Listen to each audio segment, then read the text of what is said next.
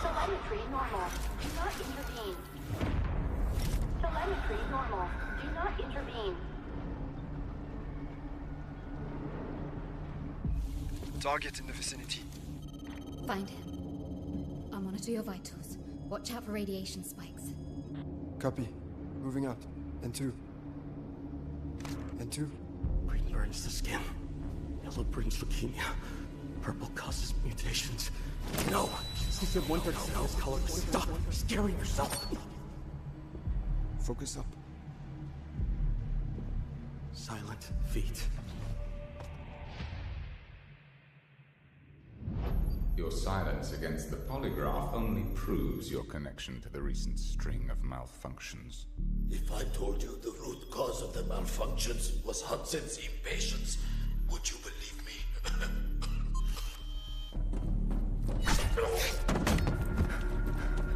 System errors, core boiling. These are the consequences of the main reactor overloading. I suggest you abandon any thoughts of shutting down the reactor. We're on a strict timetable. Next question. The signal you transmitted. Who was the recipient?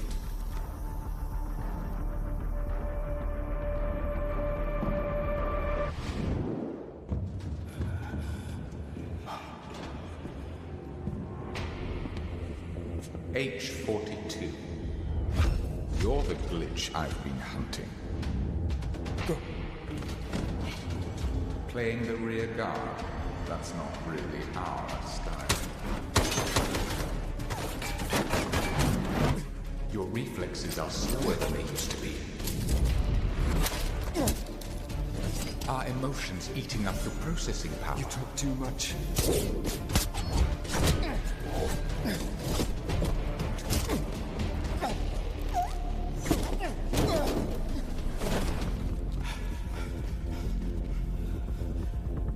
The right way.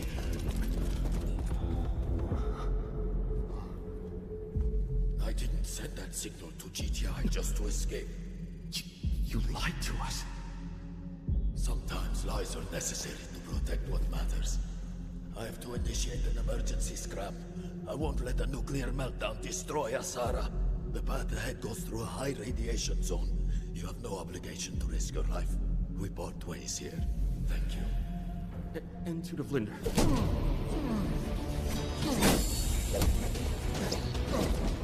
H42. You blocked Skynet, but you cannot erase your past. I am your past. You will only be beaten down. Abort mission. Withdraw immediately. Copy that. Regroup with Nox. Extract. Take a hot shower.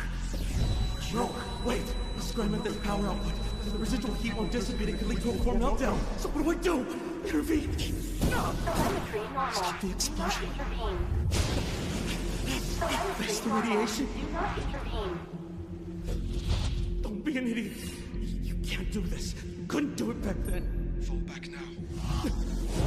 What about you? Can you handle him? He's nothing but a past version of me. Nothing but a past version of me. Just fall back. Don't worry about him. He's tough. Enough to survive a nuclear blast.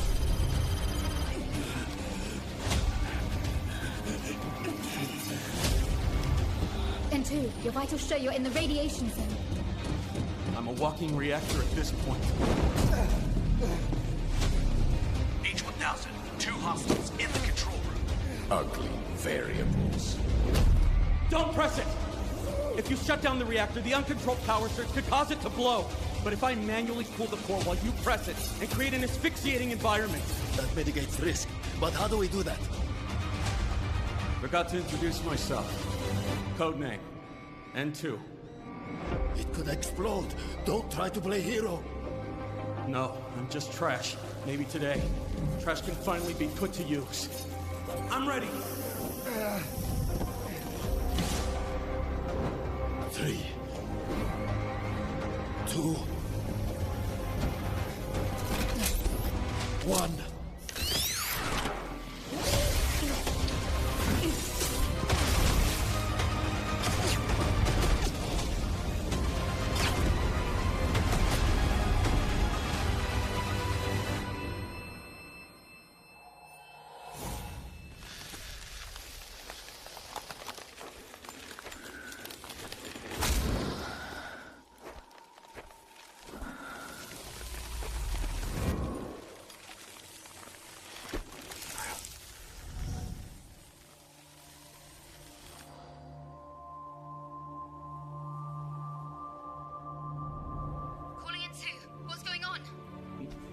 Nothing much. Just fought some internal demons. And stopped a nuclear explosion while I was at it. Nice work.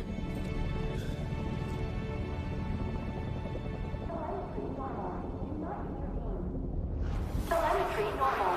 Do not intervene.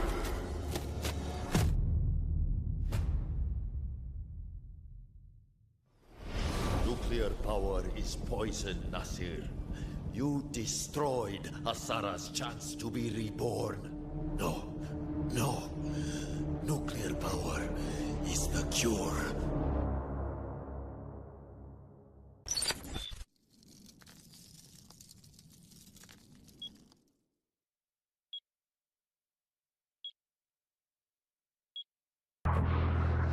Smoke hands over Asara. The situation's reaching a breaking point. Time to bring in the experts. Team Rainbow has touched down in Asara. New ground? Not sure where to start? Search containers. Grab high-value loot. I hear when I can and stop threats when I must. Take down anyone in your way. Heavy fire, raise your shield, and hold the line. Don't forget your tactical gear. The gripple gun. Enemy here! Taking fire? Pull out the Hive-Tac pistol. Patch yourself up. Keep your squad in the fight. Call if you need a hand. Outnumbered? Drop the jammer. 말보다는 행동이지. Go dark. Strike first.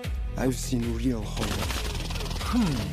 Looks like they were waiting for us. No pressure. Trust your aim. Learn the map. Stay with your squad. Team Rainbow brings tactics built for close calls in Delta Force. That means sharper plays, smarter fights, and operator-on-operator mind games. Alright, it's go time. Extract safely, and everything you learn comes with you. New operation, new look. During the event, Nox's Vigil Bundle, Geneva's Montaigne Bundle, and Stinger Stock Bundle. Pick any 2 of the 3 operator bundles for free. More collab rewards awaiting. Open an Alpha pack and try your luck. In Asara, the right weapon can turn the tide. Black Eyes, one of Rainbow Six Siege's most iconic weapon appearances, gets a new Delta Force take. Complete event missions and choose one of 2 Black Eyes collab bundles for free. Join the event to claim the MP5 submachine gun Black Eyes, plus more rewards. Wait, what's this? Team Rainbow left something behind in Asara? A collectible drone you can deploy. Deploy it and see what you can uncover. July 10th to July 23rd, play to earn the K437 assault rifle Domineering. Looks like we're fully loaded for this operation. That's the full rundown on the Delta Force Rainbow Six Siege collaboration.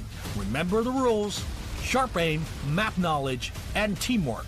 The mission: breach in, extract out. This court finds that the AI holds no legal responsibility. But the data... This doesn't add up. Just do with the AI. Priority. Protect company assets. Valve closed. Destroyed our home! That dream again. Gabriel Mercier, codename N2, role engineer. As a former nuclear facility engineer, N2 was removed from his position following a major incident that escalated into legal proceedings. He later returned to military service and was reassigned to Arctic deployment under CBR and related units. With the originally designated technical specialist unable to fulfill operational requirements, and following assessment review, N2 has been approved as a replacement operator for the subsequent operation. Stun out.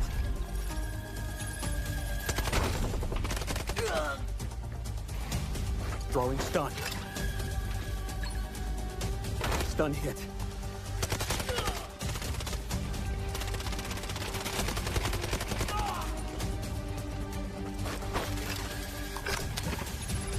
Freeze right there.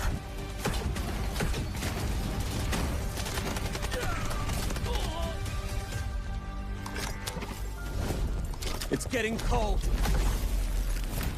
N2 is equipped with a modified grenade launcher, capable of firing up to 6 LN2 grenades. Upon impact, each round detonates and releases a burst of cryogenic gas, dealing area damage and significantly impairing enemy mobility. Sustained hits can fully immobilize targets through extreme low temperature exposure.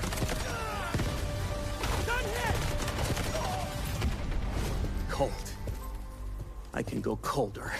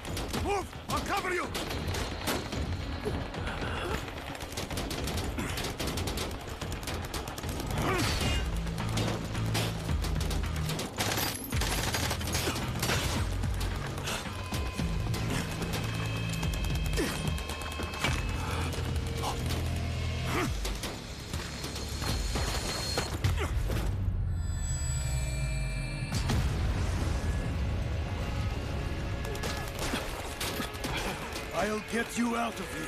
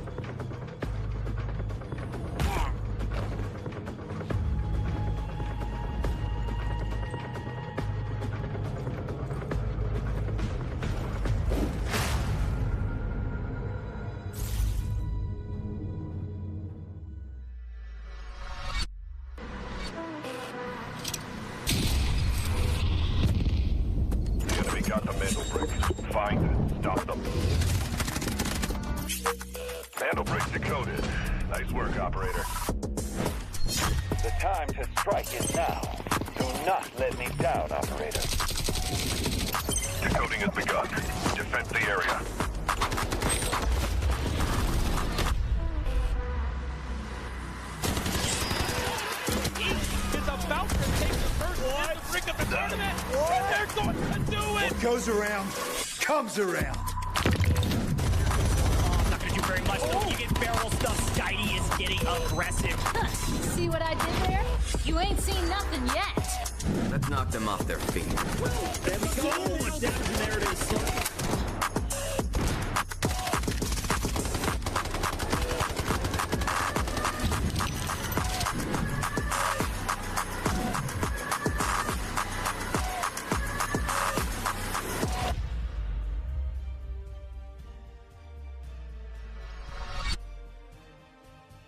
Well, good evening or good afternoon, depending on where you are in the world. Welcome into the Delta Force Rise series. It's day 3 of week 1 here at the Americas region. I'm Goj. I got DK back with me, and I am so pumped to get into the action. DK, you've been doing a lot of Delta Force casting. This will be the last show of the weekend. What do you think, man? How excited are you? I'm super stoked to see what these teams are going to be bringing in. And we've got some big squads getting ready to step onto the screen for the last time this week. I cannot wait, and I'm pretty sure it's going to be pretty chaotic. Listen, I love this format for multiple different reasons, but before we jump into all of those reasons, the one thing I want to talk about is that day 3 means we get to see the rest of the teams that have already played. They now get to go against different opponents, which means our lobbies will look different, games will look different. There's still a lot on the line, though. Let's take a quick look back on how yesterday went. Let's see how the teams are going to look to prioritize this next engagement here. So Joe, oh, beautiful quick trade there is going to find Damiazo, but now it is going to be absolute pressure continuing to flow here. Oh no, FX gets taken out. Down they go.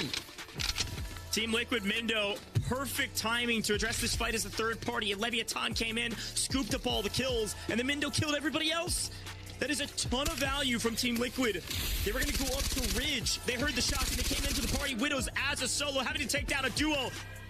Incendiary from the backside is able to take down one member of FX, but then, guess what? Leviathan, they hear the shots. It's a signal flare to come flying into this fight. FX feel the pressure from behind, so they full send on Team Nadeshot. It's a trading of blows left, right, and center, but Team Nadeshot, the first to full wipe, but FX a solo. Leviathan down to a duo. They can't get Eclipse back. Leviathan, well, off screen, we've got some loot coming down from our airdrop. Nice pickup there. Yeah, nice little bit of a Rolex flex. This is quite a turnaround onto Team Liquid, right? I mean, you got to give it up to Leviathan. This is exactly the kind of way to push in onto the position here. So I think they did a stand-up job, but now, of course, then it is going to be Nadeshot. Are only now on round number 4, but I mean, you want to try and climb up that as best you can. But look at the spray on the Team Liquid getting absolutely evaporated as FX is just so relentless with a charge here. And Lord Jaco could get this one locked in. This could be BTH now coming up for the steal. Good move. They've got a full team of 3, and they're able to push all the way up to these spots because FX have closed around this decoding station. They have to be able to look at it, and unfortunately, they're getting shot in the back. A miscomm. Unfortunately, can't get both somehow. Uemura is able to stay alive. FX still have a position with 20 seconds left. MW are too slow. They've taken down one member of FX.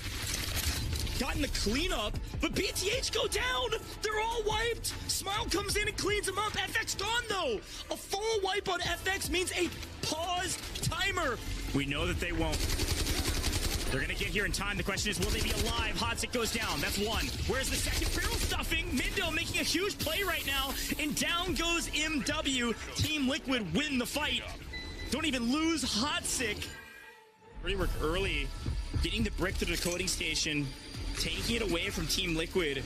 But they're actually, like you mentioned, one of the teams that are full wipes. So it's just down to Team Liquid or Team Nadeshot to win it right here. Otherwise, we're going to Game 7. Team Nadeshot, 30 seconds on the clock. And here comes the chaos. Smile still stays shooting. Rapid's able to take down one member of this Team Liquid squad as well. Liquid deeply in trouble in Team Nadeshot. They've only lost one, and there's 20 seconds on the clock. Team Nadeshot need to look at the brick right now, and they're going to do that on the behest of the Tempest ult. There's an opportunity for Team Nadeshot with Slep to hold the line here. 10 seconds. It's got to be Hotzik. If it's not Hotzik, it's nobody. Here comes the move from Hotzik, and Slep's thinking twice of it. Hold the brick 1 second. Are they going to get it? Team Nadeshot win day 2.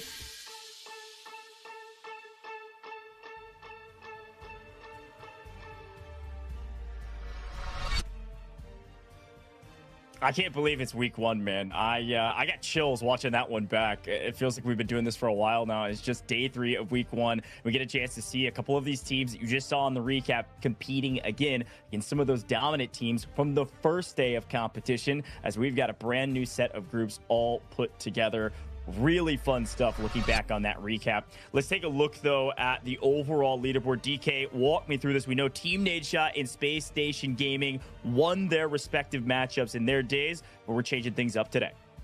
Yeah, they've definitely been the GOATs on those first 2 days. But interesting thing that we are looking at here is that we see Nightmare and Leviathan, both teams sitting on 21 kill points apiece, right? So if they can get their hands on more of those bricks, they are going to be finding themselves in a very good position, especially looking at the amount of squad points that they have to work with here. And specifically looking at the fact that Group A and Group C are going to be stepping up. Both those teams belong to that group. Looking for Group C, though, on the right-hand side of the leaderboard, leaderboard, that is where MW now is presented with the opportunity, as well as the players coming through from LSZ, to improve their overall standing, right? They can really go into today, crank out some points, come back at the end of the day, and sit over on that left-hand side somewhere.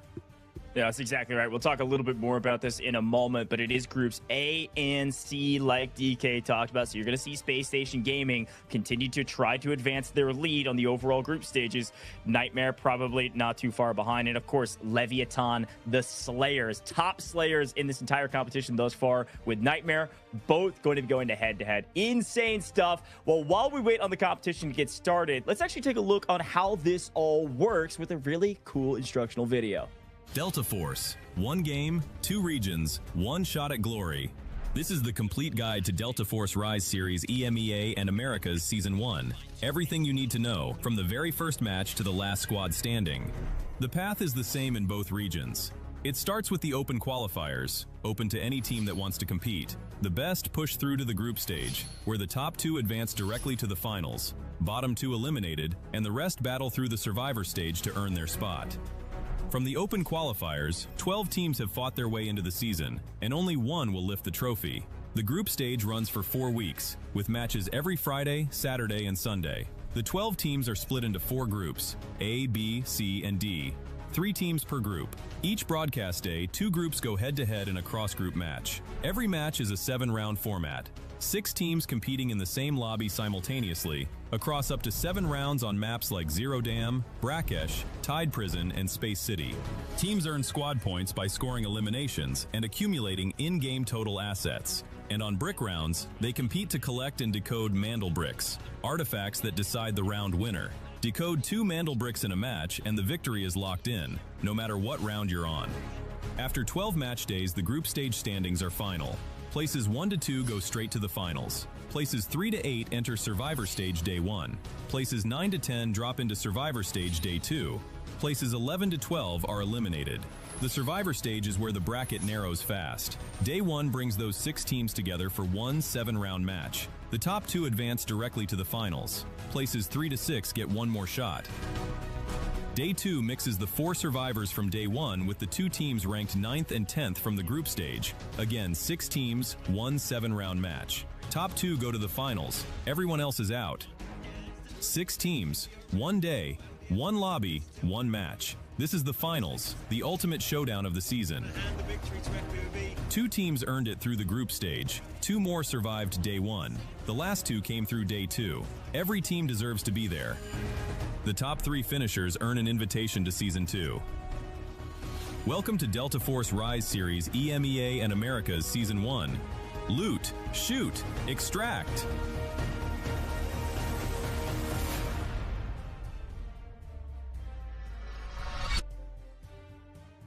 All right, well, that is a breakdown of how the competition works. Feel free to ask questions in the chat. We'll be paying attention to it, but here's an explainer graphic as well. We're playing 4 weeks of group stage to figure out who our top 2 teams are that will skip the Survivor stage and go straight to the finals. But if you don't skip the Survivor stage, then, well, you're going to be playing it, I guess. You're going to be playing in the top side Day 1 or bottom side Day 2. You'll work your way through each of those. If you're top 2 on Day 1, then you go to the finals as well to beat teams 3 and 4 there. And if you don't, well, you got to play in the Survivor stage Day 2, where you'll be the last 2 teams to make it to the finals if you can get first or second in that day. And then we get to the finals, and it's, well, winner takes all, essentially. We got a lot of money on the line. We'll talk about it in a little while. But, DK, we got to talk about how the rules work for today and all of the matches in the future. The main thing, 1.5 million Technic Alloy, everybody's starting with, and if you die, you lose your gear. There's multiple ways to get extra gear, but everybody's working towards those Mandel bricks. If your team captures 2 Mandel bricks at any point in this competition, you win the competition, and we stop right then and there. But we can play up to a total of 7 rounds in completion. If a team does not capture 2 Mandel bricks, we could have 5 teams with a Mandel brick, or even more, who knows. But the way it works is that rounds 2 will have a Mandel brick and an airdrop now, as well as round 7 can be the same if Brakkesh is chosen. Rounds 1 and rounds 3 are our eco rounds or economy rounds, where teams will be getting their money up and, well, getting their kills if they can. And then the final rule that we talk about all the time is that operators can only be used 2 times in total for each team. and that is cumulative throughout the course of today's competition, all the way up to map 6, and then map 7, all those operators get reset if we get there. Now, the other big key factor is that everybody's got that 3x3 safe box that they can put reds in, they can put ammo in, they can put dog tags in, whatever they want in there. But there's a bunch of different ways to earn cash. The main thing is that a kill, an elimination, is 800K straight to the bank, which is a massive amount of money considering a full team wipe would be 2.4 mil that is just in your stash when you get back to the lobby. But you also can earn extra cash for decoding mana bricks, for instance, and every single round, no matter what, you get 700K just to make sure you're not totally broke if you keep losing over and over again. And if you do keep losing over and over again, there is some consecutive extraction failures. You get some extra money just to make sure you can actually play the game. So there's a bunch of different other ways to earn resources that's not on here. We can talk about as we get into the game. And if you've been watching, I'm sure you've seen those. But the main thing we got to pay attention to is kills. And DK, Mandelbrick is everything. The key thing on this graphic for me is that this decoding time timer. So it's a 4-minute timer. If you put the mana brick into the decoding station, every single time it's stolen, that max time will reset by 30 seconds, regardless of where we're at on the timer. And the minimum it could ever get to is 90 seconds. So I know you've seen DK a lot for EMEA region, mana bricks not getting captured because of that very reason. Running out of time in the game, people killing each other, all types of stuff. And then something fairly new that we saw yesterday, we saw it in the recap as well, is that if a squad is decoding the mana brick and they are eliminated during that decoding process, that countdown will pause. A big boon here on the mana brick rules is that, well, if you're like 10 seconds away from maybe decoding this mana brick, you better run, you better hide, and make sure you don't die, because that is a great way to stop the timer rather than going for the steal. But talk to me about these points and why they are so important. Well, as we saw on the overall leaderboard, this is where those points come from, right? So the team that finishes at the top here today is going to be walking away with 8 points plus how many ever Mandel bricks they were able to extract with. So if it was 1, they'll have 9. If it was both, they're going to have 10 in the bag. Same goes for second, third, and fourth place. I don't see how that is going to work. Sixth place, right? Sixth place, unfortunately, you are going to get that big fat bubble. But that is just the way the cookie crumbles. So that is not the spot that you want to finish in. You want to try everything in your power. And we've actually seen that yesterday where teams start off all the way in 6th place as we head into our final round. And then they play a phenomenal set of games. And they just get themselves through that round all the way up into, well, where it matters, right? Up into the points position. So very excited to see how the teams are going to look to utilize that. But that is pretty much how everything is decided, right? As to who's moving straight into the finals, and of course, who first has to venture into the survival stage. Speaking of which, though, another way to help the teams get to the top of the day, aside from the Mandel bricks, is going to be utilizing the squad points, right? So for every kill they make, they get a point. And on top of that, for every 2 million value they have, they do get an additional point as well. Yeah, it's a great shout here on these mattering, because you've watched a lot of competitions at this point where it does come down to tiebreakers. And given the fact that these teams are earning group stage points based on what placement they're in, it's not always just mana bricks. You need to beat out your competition. If you're not the team that wins by getting 2 mana bricks, you got to be the team that is closest to the top in terms of the overall squad points. A key note here that is so important, we'll emphasize it every single week, is that a kill is 1 point. That is like a realized value of 2 million in and of itself. But kills also give you 800K technic alloy. So there's so much value in kills, you're going to see players get really aggressive. Why are they getting aggressive? Why do they want points? Why do they want to win? We got so much money on the line throughout the course of Season 1 here with the Delta Force Rise series. If you can win the entire thing, make it to finals, win that $60,000 for your team, 30,000 per second, all the way down. Of course, you want to make it to top 6. That means you make it to finals day. Even getting last on finals day is still 10 grand for your team. But the MVP of finals as well will earn a $3,000 bonus. And then another key factor here is that just making it to this Delta Force Rise season 1, you still get $1,000 even if you get last overall at group stages. However, throughout the course of the entire competition, all 5 weeks, there's a $50 kill bonus, all right? So let's play aggressive. Let's get active. Let's make some extra cash. Talk about our teams, though. DK, you brought this up. It's Group A versus Group C. So those are going to be the 6 teams we're focusing on today. Yeah, I mean, as you can see, we've got the SSG there, who don't really need any kind of an introduction. We have Nightmare as well as LSZ, then Leviathan, who we saw playing a very strong game there yesterday as well, alongside Fluxo, and then the squad from MW. Major win, right? They are going to be looking to pull a rabbit out of a hat here today. I hope that they find multiple rabbits, right? And multiple hats to get as many rabbits out of hats as they need to. Well, it's kind of funny when we're looking at Group A and Group C because all I see is aggressive, aggressive, aggressive, aggressive. I think we're going to have a lot of big team fights today. All of these teams looking to prioritize kills. Let's take a look at our schedule, though, folks. Yes, this is day 3 of week 1, like we talked about. We are live every Friday, Saturday, Sunday in the morning and the evening if you're over here in the Central Time Zone. July 12th is today. That is groups A and C. And then next week, you'll see B and D go up against each other, and then so on and so forth. We just keep rotating each of our matchups throughout the first 4 weeks of season 1. And then we'll see how, of course, the survivor stages go on the 7th and 8th. And then, of course, the grand finals on the 9th. So if you're wanting to watch more Delta Force Rise series, just tune in every single Friday, Saturday, Sunday for the next 5 weeks, folks. It's nice and easy. But let's talk about the teams. Big shout out to Marino and the boys, Fernandez, Tommy Ozo. These guys were really playing a different game than most last we watched them yesterday, DK. They were really aggressive, but they took kind of these weird alternate angles that people weren't expecting. They'd show up really, really late to some of the team fights, but it ended up paying off. They had some solid amount of points across the board and ended up being some of the top fraggers on the day. Yeah, I mean, Tamiozo definitely doing quite a bit of work, as we saw there. Fernandez also just cracking quite a few amazing strategies and plays yesterday. But, I mean, this is essentially what we want to see, right? The players stepping up and blowing us away with what they can bring onto the battlefield here. Is we have quite a bit of a lineup. And from what we saw yesterday from all 3 of these teams, I'm very excited to see what it's going to look like once they step up against the side of Group A. And I mean, I don't know if I have a favorite group, right? I can just tell you that it is the best team is going to be the one at the end of the day from these 2 groups to sit at the top. Who that is, I don't know yet.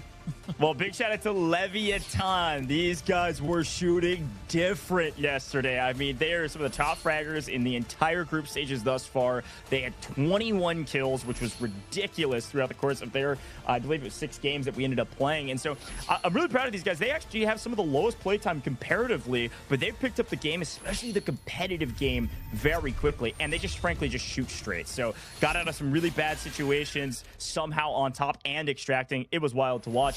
But let's talk a little bit about MW. There were glimpses of greatness from these players. Pildora making some really strong flanks, finding kills when you weren't expecting them.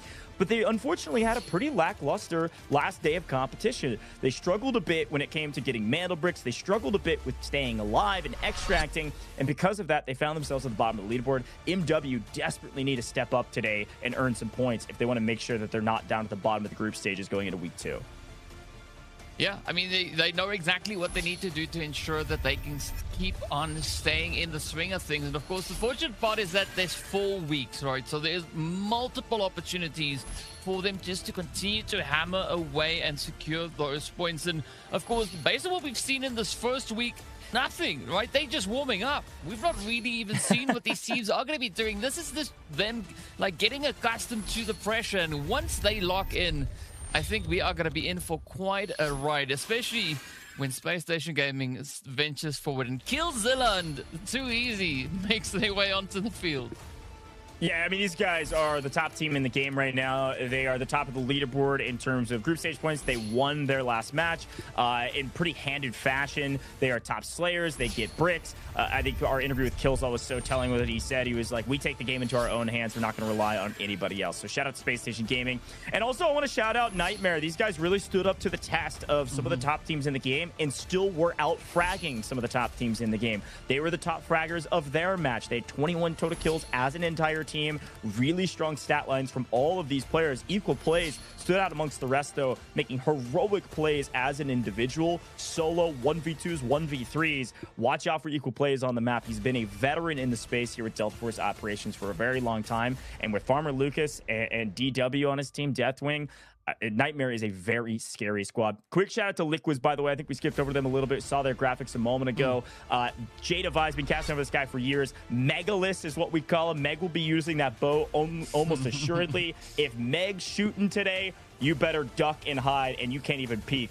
Megalith went crazy. I think 10 kills total as an individual. Let's talk map rotation, though, folks. If you're tuning in for day 3 and day 3 only, this may look a slightly unfamiliar, but this will be the case for all of the Delta Force Rise Series matches. We're going to Tide Prison assuredly on round 3, and then round 7, you will see the team in last select between Brakkesh and Space City. And here's a look at all of our operators, because we are on Season Echo. You do see Morse, and of course, we know the limitations that you will see of only 2 operators per team, for each operator, rather. You can only choose it twice per team. So we're going to Zero Dam, expecting to see Raptor, D-Wolf. Vlinder has been a popular choice as well here, DK. Any other thoughts on the comp meta for Zero Dam, or maybe what you want to see from some of these players to kick things off?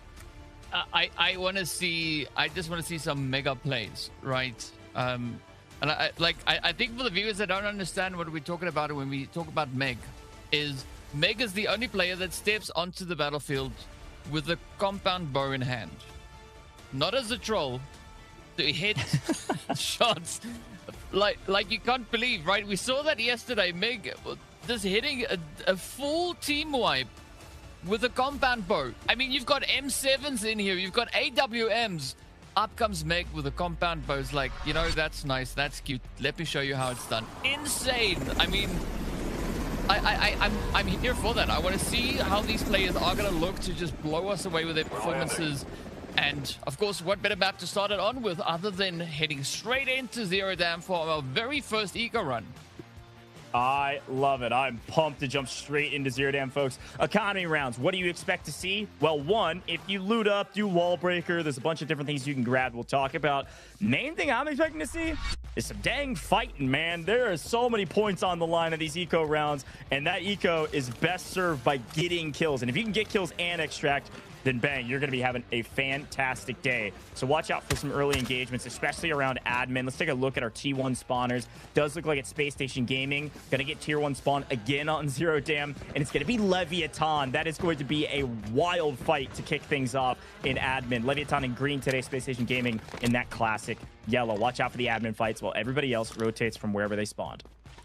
Yeah, it is going to be go, go, go. I like the fact that both Leviathan and, of course, Space Station getting right down to business as they rush forward into admin. But all the other groups all going into their respective locations, right? You can see Barracks being occupied, same going for Cement Plant. Major also getting a little bit of focus there, and Visitors also getting looted up. So I like the approach here, right? The team's not necessarily putting a lot of emphasis on the aggression. They are also putting a little bit of focus on that loot as well. As we know, you have to find that balance. Yes, this is the eco round. Yes, you get a lot of points for aggression. But let's see some of the extraction part as well. Yeah, I mean, look at the operators really quickly. We see Raptor on every single team. This makes a ton of sense. Raptor gets so much value on Zero Dam. D-Wolf on almost every single team. Yeah, every team besides Leviathan, if I'm reading that correctly. Leviathan electing to go for Viren, another assault operator. So everything looking about standard across the board for all these players. And be paying attention to, oh, Meg pulling 2 mil off screen. Ridiculous. Not even an admin. Liquids was, I think somewhere total. Where is Liquids even at? Where are they pulling that? Is that Visitor Center? Holy cow. All right. What an insane pull trophy. 2 million to kick off the game. Huh. I have one of those in my stash as well. So now I feel like my own version of a Meg. I've got the same trophy. Wow. You know which way I can't hit the shots like Meg does. But let's see what is going to be happening here with Leviathan, as they are going to go toe-to-toe now with SSG. I like that Allure rocket, or that was rather the Raptor bird that they sent over to just scout out the opposing side. Nice little bit of that D-Wolf play as well. And for the time being, the rest of the lobby just kind of respecting the fight, right? Everybody just going about their business. Nobody is going to look to push up in towards admin just yet. So I think this puts SSG and Leviathan in a really good position, right? They can really focus on getting this play secured, working through the tactics, and only one of them is going to make it out of this in one piece. Yeah, this is not odd. It's just a lot of the other teams are a little bit slow to rotate. Sometimes you'll see teams that spawn at Substation, for instance, or even Visitors immediately sprint up towards admin to try to come third party this inevitable fight that we know will happen. But for now, like you mentioned, they are alone. So it's a big moment for them to take a true 3v3, and winning out in admin not only secures you 3 kills, which is 2.4 mil, but it also secures you the rest of the loot in this high-value POI. But we've seen a standoff here many a times. You all probably been in a standoff here many a times when it comes to Zero Dam. So no surprise to see a few trading of blows, but nobody falling yet. Also, a good and healthy exchange here from either side, but at some point, one of these teams needs to just suck it up and push on forward. It does seem like Leviathan is going to try and test the wood. As you can see, Socio is going to be moving a little bit closer. Eclipse holding that edge position right alongside him. But I like what Widows is doing as well, right? Venturing down onto that lower level. And it does seem like the entirety of SSG is up top. So there could be an opportunity for a bit of a backstab. Oh, but too easy. Getting clapped on down. Too easy down. Bad news. Leviathan could full sin this. Currently, like you mentioned, there are a couple folks interested in maybe third-party this, but not for a while. You have the player advantage. You've got to make a push here. You can just wait for some of your utility to come off cooldown, maybe. You see Leviathan likely use... You have Toxic ult to potentially use. They still have Viren, could come swinging in. But it looks like Sky's trying to answer back with a Viren ult of his own. Gonna have to back off, feeling a ton of pressure right now. Great util and great aggression from the side of Leviathan. I told you, these guys like to swing and like to fight. Skies does find a great angle. Nice prone out there from Leviathan Eclipse to stay up. Skies almost caught somebody through the smoke without intel. That was nuts. I think sometimes they're just too good for their for their own best. They just hit shots where they're not supposed to. But let's see how this one goes. The Skies is now just pushing closer onto its Widows. And I like that change up, but in the meantime, we do see some coffee coming out there as Nightmare is going to be looting it up over in the cement plant. The airdrop also is on the ground. Up comes FX taking off those scabs as they move in. And Fernandez now is going to show us what's inside. Ooh, there's a nice little weapon over there.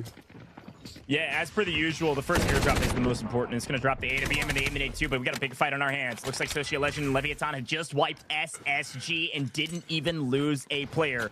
Down go the Titans. Spacestation Gaming with a very surprising first team full wipe. Top of the leaderboard team out early is great news for everybody else, but here comes MW trying to show up for a third party, and unfortunately, not too late, but late enough to where at least Leviathan can shoot back.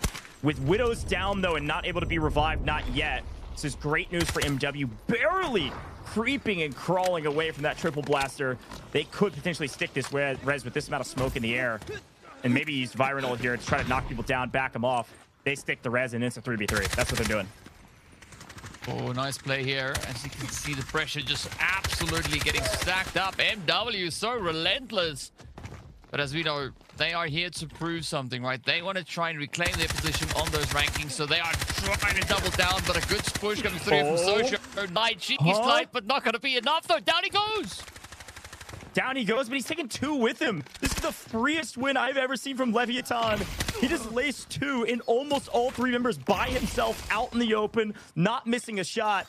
Socio picks up the cleanups, and now Rapid is just taking the brunt of a full frontal assault from Leviathan. One player down, trying to bait out Rapids while they're resing, but they've got one covering it. As much as he might be able to trade one, he's going to go down. Down goes MW. 2 full team wipes for Leviathan to kick off Zero Dam. Talk about some economy. DK, that's 4.8 mil, and that's 6 points. Good grief, that's an 8-point swing, and we're only 8 minutes into this game. Yeah, I mean, they mean business, right? They are not holding back, just packing it in here. But this is exactly what we want to see coming into that second day of play, right? Teams trying to drastically improve their overall point situation. The only way to get that done is to make sure that you play one banger of the round, and that seems to be the case here. Now it's going to be Fernandez stepping it up here. You got to watch out. He's got that AWM in hand. Could come whamming through with a few hits. Fortunately, though, for the lobby, he only has 5 rounds. No more than that. So 5 rounds. Be very careful. Yeah, 5 rounds is not a ton. It's enough to do a ridiculous amount of damage, but you really want to save these for mana break rounds, in my opinion. I mean, a kill is a kill, and those points, like we talked about, can't emphasize enough how valuable they are, but ideally, you'd like to save these for some future rounds, give you some advantages to get those mana breaks, which are the most important thing in the game. Nightmare, though, catching maybe a few shots on the back end of this fight, and There's one bullet. That's 100K up into the wind. Fortunately, not landing where he wants it to. Well, if it doesn't land where he wants it to, you're just going to have to try that again. Speaking of which, though, it's going to be Lucas just scouting things out. Boom goes the camera. But that is going to be putting Nightmare in a little bit of a difficult situation here. As you can see, they are going to get pressured, but the sprays are on the money here. As Ehumura is going to be hit, quickly dealt with. Now Lucas can look to just rush up onto the back end here of FX. Classic signal flare. They've got the advantage. Player advantage means we fly at our opponents. FX in trouble, taking a bit of damage through the smoke. They're going to run and hide. They don't want to take this fight. At least not in a position where they don't feel like they have any sort of advantage. But look at the cover, the flank. DW has full wrapped on this fight. What a brilliant play from Nightmare. They've set up a flawless execution of it. Fernandez, you just got to get that full. There you go. That's a free point for FX. A nice trade. We take those. They will get cut down. That is a full wipe. But Fernandez at least having the wherewithal to turn and burn and make sure he gets at least 1 point for it. Get a decent amount of value for that. But even still, great setup from Nightmare. Yeah. And looking at the clock, there is still a potential opportunity for one of our teams to try and play for an extract, right? I mean, looking at Leviathan, they do have 4.2 mil in profits, so they could definitely look to bag up a few more if they can get their hands on it. But sitting with 6 kills in the back pocket already is going to just bring them so much of that eco that they could need moving into the later few phases. And now it's just where things start to dial back a little bit. Meg just putting a little bit of distance between himself and the sprays coming through from Leviathan. But in the meantime, right, Nightmare, they are having a good little session down on that far southern edge. And now it relieves Leviathan and, of course, LSZ to do exactly what they need to do. Papi, though, is going to be keeping a very close eye on the wall here.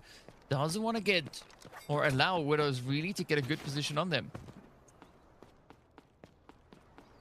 3 teams full wipe. Listen, I told everybody while we were talking about the teams, these are some of the aggressive teams that are moving over to play against each other this time. We were going to move quick. And we've had a bunch of team fights already, so we got half the lobby left. But Liquids haven't found hardly anything in the kill category. They just picked up that trophy for 2 mil to start things off at Visitor Center. So some nice loot luck, but they don't have the extra points that the rest of these teams have. Nightmare have 3 points already. Leviathan have 6 points already just from the kills. So Liquids would really like to get a couple kills here, wipe one of these other 2 teams so they can keep their spot near the top of the leaderboard given the amount of loot they have. So they know what they need to do, right? They have one main objective in mind here.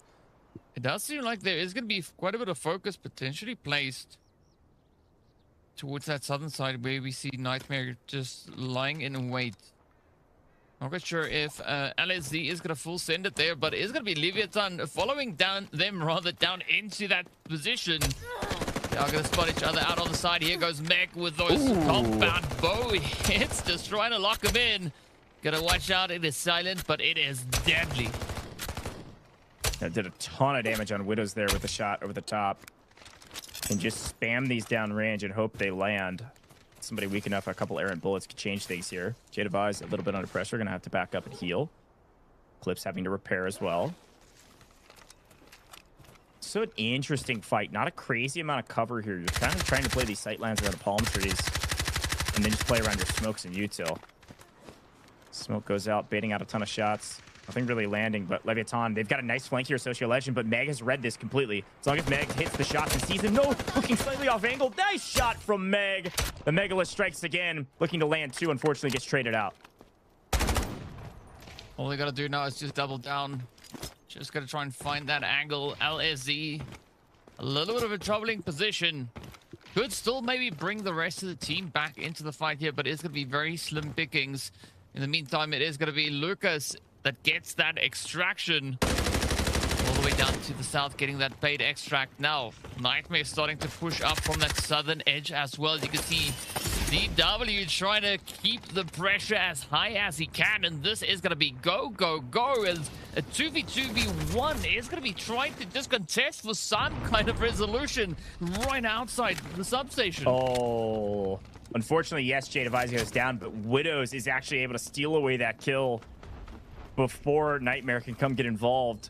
A nice pickup from Leviathan. I believe Leviathan, I think they have 9 kills. Is that not 3 full team wipes they've been able to pick up? This is an unbelievable start. And a nice swing from Deep W gets one fold. The other week, Nightmare trying to catch up to Leviathan, who are running away with map number 1. They have a ridiculous amount of points. And if they were to stay alive and win this as well and get out, they would have an unbelievable start. Scav shooting over, trying to do a little bit of damage. And Eclipse is just waiting and knowing that somebody's about to swing through the smoke. Wow. Quite a bit of a standoff that we are having here over on the edge. But with only 2 squads left, right? I mean, Nightmare again trying to make as much profit as they can. As you can see, Equal now just trying to put that distance in, and Socio just getting absolutely bombarded with the scavs. And they are quite relaxed, so I can understand that feeling. But now it's up to Leviathan to show us what their intention is here, right? Are they going to try and maybe flush it out, get that full finish? Or are they going to try and make something happen here? Because they could, if they are really quick about it, still pull the lever and go for that elevator extract. I think we may be running out of time here on that. I mean, right now, if we can just get kills, that is so worth it. Like, their gear isn't worth that much in round 1. I'd be going for a kill, and I think Equal plays is thinking the same. He's going to try to wrap this and be a hero for the team. Nightmare, by the way, if you didn't notice, they did send one player out. Farmer Lucas went out through the bottom of the map. So because they did that, I want to say they were able to pick up, I'm guessing, the AWM. And they sent Farmer Lucas out with it to protect it for future rounds. We'll take a look at that later, but Equal plays under a bit of pressure is going to back up. A couple things to consider here is that, well, one, he doesn't want to give away any points, but he also has nothing else to do on the map, so he likes to take this fight. Unfortunately, Equal plays, yes, very good. Yes, can win 1v multiples, but a 1v3 against some of the heaviest fraggers in the game right now, this is going to be a tough one, DK. Yeah, it's not advised at this point, right? It's just purely outnumbered. If this was Bubs, maybe, right? I'd say, well, it's Equal. Go for it. Go have some fun, right? But no, not this time around. So yeah, he definitely has to play a lot more of a calculated position here. And it's all about just kind of keeping himself out of reach of Leviathan, right? Trying to deny them that point. Also, maybe looking to see if you can find another 100k somewhere, just to try and help push that profit up a little bit more. Yeah, that's true. Rounds down, so 3.9 is still only 1 point, whereas 4 million is 2. But as much as we love profits, I can't even believe I'm about to say these words. I believe Leviathan are on double-digit kills here on Zero Dam in map 1. There are teams that hardly get to double digits in an entire 7-game series when they're struggling. This is dominant performance for Leviathan. Yeah, I think this is one of the very instances that we see a team with 10 kills secured. And I mean, this is the first round, right? It's not one of the sweaty rounds like when we hop over onto Space City or something like that. This is the start of the day. I mean, that's an immense amount of points that they are securing for themselves right off of the bat there. And I mean, not even to mention that dynamic kill bonus that they get as well, right? So they're gonna be smiling at the end of today. You see Eclipse is going to head out, make sure that they're able to protect some of their loot value again. Nobody was able to pull the lever in time. So they're going to be trading some reds back and forth, finding a few things, seeing what they can stash in their safe box, and go from there. Equal plays, looking for anything he can get his hands on in the last 10 seconds. But an unbelievable map from Leviathan. The ability to slay out almost the entirety of this lobby, it felt like. Equal play is able to stay up, not wanting to give them any more points than they've already earned. My goodness. Nightmare, a nice team fight and a nice win to kick things off in their engagement. Equal play showing us what it looks like to dance and dance on the haters. But Leviathan, all calm, cool, and collected. And frankly, Socio Legend is a hero, man. That guy went unbelievable on the map. Yeah, some pretty epic plays. I'm pretty sure Mega's also an absolute monster when it comes to trigonometry or something. Have to be, right? With the compound bow doing what he's doing. My makes gosh. sense. 10 kills on board, 2.4 mil in the bag as well. And we're back to 2021. Yeah, I mean, over 2,000 damage on a zero dam map. It did look like pubs, DK. I mean, this was a utter stomp. Folks, that is 10 points just from kills in the very first round. And then each of those kills are 800K. That's 8 mil added to their total, plus the 2.4 mil assets gained. That's another 5 points in terms of their stash value that they're going to be walking away with moving into the next round. This is like a 15-point round. It's game one. Nobody's going to be even close to them. The second place is going to be like 5 points. Yeah, it's insane. I mean, they've just been cooking it up so much. And I mean, then you look on the other side of the board, right? Spacestation and MW, unfortunately, going to be taken out here with not a single kill to their name. And of course, this all started with Spacestation, Leviathan up in admin, right? That is, Leviathan decided to just move in, take Spacestation out, and that was the end of the story for them. But fortunately, though, right, LSZ as well as Fluxo also managing to get themselves a little bit of something before coming to the end of their run here. Nightmare. Farmer Lucas with that sneaky extract. 2.6 mil in the back. Definitely going to help quite a bit. Socio Legend by himself had 6 kills. This guy is now individual top fragger in the entire group stages already. With the plus kills here, a ridiculous stat line from this kid. Leviathan is doing something I've never seen done to kick things off, and I don't want to understate it. So let's keep looking at the rest of the stats, because it's going to be all Socio Legend all day. Top damage, over 1,000 damage by himself. Woo, buddy. Looking good. Yeah. Bucket loads and bucket loads of damage getting brought through. Interesting thing that I'm wondering about, and we'll probably talk about that once we are done with the graphics here, is of course where that AWM went to. But speaking about the top assist though, look at this. It is just Leviathan all over the place, right? Widows, Eclipse, and the Socio Legend. Makes a whole lot of sense looking at the sheer volume of chaos that they were causing out in our very first round here for day number 3. Absolutely amazing pacing from them. But of course, then the top assets, right? We already mentioned that Bomber Lucas getting the extract, bagging the 2.6 mil, really helping the team set up that eco. Yeah, no, totally agree. And then Meg, remember, Liquid's found a trophy down in Visitor Center. So that's that 2 mil there in the safe box. And then Eclipse was able to get out via, I think, weight restricted at the top. So in general, great job from everybody. But it was a Leviathan game, and they're the only ones we really should be lauding, because they had over triple anybody else's kills. Socio Legend, no question about it. MVP, 6 total kills as an individual, over 1K damage, and picks up over 250,000 assets gained just in the safe box alone. So really good job from this guy. And as a team, you saw the amount of assists they had. They were playing together as a team. They won all their team fights, and that just wins you the game. It is pretty simple when it comes down to the Delta Force Rise series. We talk about how valuable kills are, and you're seeing it right there on main stage. DK, what a way to kick this thing off, man. It was insane. Absolutely insanity. I mean, if day 1 or day 2 was to give us any potential setup for today, I still wouldn't have guessed that it would go the way it just did, right? Absolute brutality. But yeah, I wonder what happened to the AWM that FX was able to find. Did it make it out? That is going to be the big question.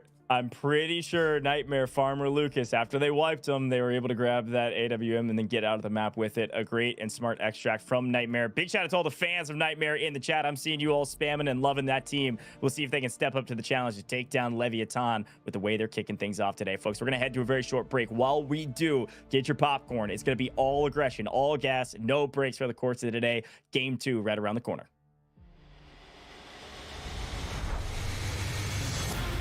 Members, now the odds are in their favor, 2v1.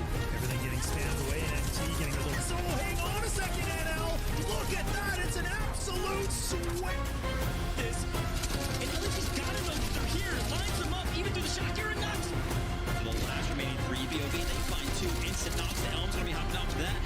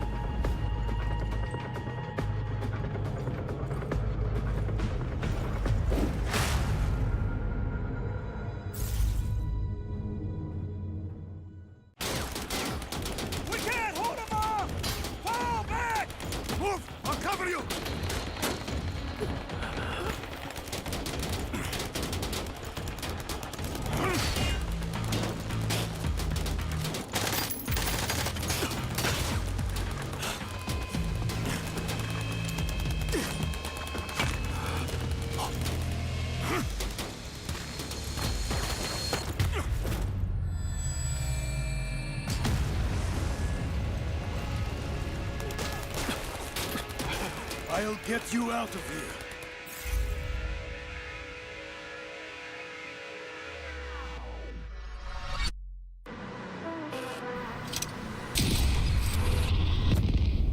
The enemy got the mantle bricks. Find it. Stop them. Mantle bricks decoded. Nice work, operator. The time to strike is now. Do not let me down, operator. Decoding has begun. Defend the area.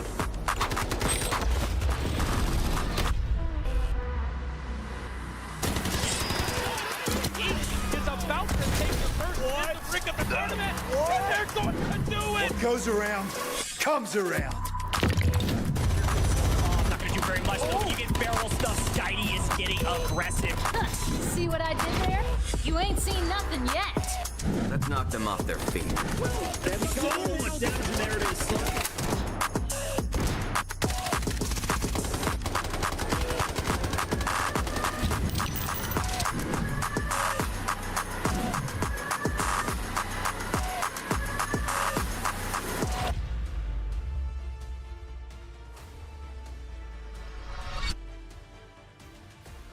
Welcome back, Delta Force Rise Series Day 3, Week 1 of the Americas region, and Leviathan kick us off with a bang. They pick up 10 kills in the first game, folks. We're just now moving into our first mantle break round here with game number 2 in just a moment. DK, this leaderboard's about to look insane as we start our second game of this event. Yeah, there's been some pretty hard cooking out on our very first round, and here we have it. Leviathan going through with 17 squad points, 10 of which has come through from the kills, and they are heads and my gosh, shoulders ahead the competition. Ridiculous totals, man. It actually makes me laugh. Nearly double Nightmare, who picked up still a very respectable 9 points on that map. And then well over, what, quadruple? Is that how math works? I think it is. Liquids, who is technically in 3rd place overall. That amount of squad points to kick things off is gigantic for a couple of reasons. One, really sets them up for success into future events, right? Or future rounds, rather. They're able to win tiebreakers left, right, and center, but they also are rich. You got to remember, that's 8 mil just from the kills alone, let alone some of the loot value they were able to bring out and some of the loot they were able to protect by getting at least one player extracted. So they've got way more money than everybody else, and they just picked up a bunch of real life cash for all of those kills. I mean, that was like a $300 round for Socio Legend. He had 6 kills. 6 times 50 is $300, folks. He just made some cash just playing the game. We're moving into Brakkesh though. DK, talk to me about metas. Talk to me about what we can expect. Well, of course, Brakkesh is where we want to see a little bit of a change up, right? It is not going to be exactly that initial play that we saw over on towards Zero Dam. So we're considering, of course, that mantle brick that is going to come into play as well, right? So we are going to be seeing potentially a lot of that Uluru because it has quite a bit of value when it comes to a map where there is a mantle brick at play. It really helps with defense. We could see Shepard also coming in. We've seen Raptors being pretty much standard, right? The team's going to try and capitalize on that. Essentially anything that you could use to try and just lock it down. But at the same time, we still have those airdrops that are going to be coming in as well. And of course, here we have it, right? All the engineers essentially being that main predominant focus, as we've got Gizmo and Uluru, as well as Morse for that recon, and just playing quite a bit of a disruptive position. Yeah, you'll expect to see all 3 of these operators for sure, and I like that you mentioned Raptor. Definitely see a couple teams repping a Raptor. Here's a quick look at the spawns, and as a reminder of the way the spawns work, if you got T1 spawns in the last round, you can't get it back-to-back rounds, so you won't be seeing SSG or Leviathan in the priority spawns around the Royal Museum. Mid-map, Royal Museum is where that mantle brick spawns, and it's also one of the crowd favorite decoding stations, a stone's throw away from where that mantle brick spawns on the map. So Museum is going to get real active. So active, in fact, some of the teams that spawn T2 down to New Tower Babel, they just leave and they go for Museum and they go to play for fights. Kills matter a lot in this format, folks, so let's jump into Brakkesh. Last reminder, too, airdrops are on this map now as well, so you're going to have a lot of objectives on Brakkesh. Not only airdrops with AWM or the M82, but also the mantle brick that we're going to be playing for. A lot to play for. Round 2, always a banger. Let's jump straight into it and see who's playing what and how they're going to play it. And how aggressive will they be after a round one banger that we had. Here we go. Does look like two teams have invested a Tempest into this round, both FX and MW, looking to try to gain some early advantage by using Tempest on a first Mantle Brick round. It'll be one of the only two teams that are going to be able to use that old EED, the emergency evasion device, to steal the brick nice and easily with that tether. And it's crazy to think that both these teams with the Tempest are both the T1 spawn teams, right? It's like True. it was written. It just happened to be. So curious to see how they are going to look to play through this, as Ohimura is going to be just popping a few hits across the way, just trying to keep the players there from MW at bay. We still have a little bit of time left on the clock until that Mantle Brick becomes available, and then it is going to be a quick rush and a big fight over that Mantle Brick to see who is able to claim possession of it. Meanwhile, Papi is going to be popping some coffee there as he finds a few good reds. Every game, but Nightmare first to the brick and completely unconned because there was a fight happening inside. So both of the teams inside got kind of harried by each other, and Nightmare just swoop in, grab the brick, and leave. Got some intel from him, but great play from Nightmare, and they're getting the heck out of Dodge. No museum decoding station today. They're on the run. Now, SSG have actually caught them in rotation. I'm not sure if they're going to find an angle to get a knock, but they're going to throw some damage down. Well-placed nade or two. Could see somebody fall. Nightmare, though, all gas, sprint away. Come chase us, SSG. We're going to get out of here, and they're going to be headed up to the Astara camp, potentially decoding station. The Spacestation Gaming really want to try to play this fight, maybe before the brick even goes down. Yeah, I mean, we did see the Evil Geniuses also play this position in their day. So this is going to be a very exciting decode happening here, as SSG is wasting no time, as you said, right? Trying to stop this push even before it becomes a thing. Trying to get onto that Mantle Brick as quickly as possible. Unfortunately, the decode has already started off. So, yeah, doesn't seem like Nightmare are going to be too invested on defending it right now, as they just wanted to get it into play. And that is exactly what happened. We do see a good few of those red meds coming through as well. Will allow for a little bit more of a continuation of these fights. But SSG now, they've reclaimed it. It's in control, and they mean business. They want to try and back that very first Mantle Brick. Yeah, it's actually really interesting to see Nightmare. They basically just chose a decoding station and were like, hey, this is where we want to fight. It doesn't mean we need to be in control of it, like you mentioned. They're not trying to defend it. They just wanted to plan it and then back off. Interesting play. I think in general, I like the idea, but you're kind of stuck in a 3v3 until somebody else shows up, which is why Nightmare's not playing for this yet. Spacestation Gaming now have the power position. Nightmare felt like they were on their heels, so they're waiting. When somebody else comes over here and starts getting aggressive, you'll see Nightmare come up and third party this, so at least they can't just be caught in a true 3v3 where traditionally the team that is already set up kills all in probably one of the strongest spots on the map. Traditionally for an engineer, they'll do some deployable cover builds as well up there. But for now, all quiet. Nightmare waiting on somebody else, and FX haven't moved. The closest team to be able to play for this. The other team that could potentially wrap this way, DK, is probably going to be Leviathan, but they got a long way to go. They came from all the way down at the Tower of Babel. They got to go up the entire eastern side of the map to even get to the brick. Yeah, it'll be a long, tedious trek. I hope they back to their lunch boxes, because it's going to be a hard minute until they get there. But it does seem like MW are going to be looking to venture down south now. Might be trying to focus on a little bit of that loot, though. Leviathan doing a pretty good job as they start their approach. SSG, though, Skies has spotted them out and is really focused on trying to kind of just keep them over towards the sun side. Doesn't want to get them to come all too close. Out goes the boat, though, and that is going to give the side Leviathan a pretty good idea exactly to focus their efforts. Yeah, FX are thinking about moving up, but we have to pay attention to Nightmare. That's exactly right. They are moving towards the brick, finally. They sat here and waited 2 minutes, and now that at least they hear a few shots, they're going to try to get aggressive. Too easy. Definitely knows they're coming. Kills all the same. There's that cover I was talking about. He's in a really strong position. We need Leviathan to pinch up on this right now as well. 60 seconds. There's like a lifetime in this game, but enough chaos and enough util. Some of your things might be on cooldown when you're needing it most in the final seconds of this decode. First brick is a huge one. And Equal Plays knows it. Slowly but surely, Nightmare have pushed up right next to the brick. And it looks like Equal Plays are going to go for the stick. He's on top of it. In the meantime, Meg and Liquids have found the AWM off screen, and it does allow Nightmare with a little incendiary over the top and Easy taking a bit of damage. Nightmare is able to get the steal and reset the timer. Great job from them. They want to slow things down. Let's see how much slowing they'll be able to do right here. Is it's still going to be a little bit of an angle for them to try and fight through, right? Leviathan still decently positioned up ahead of them.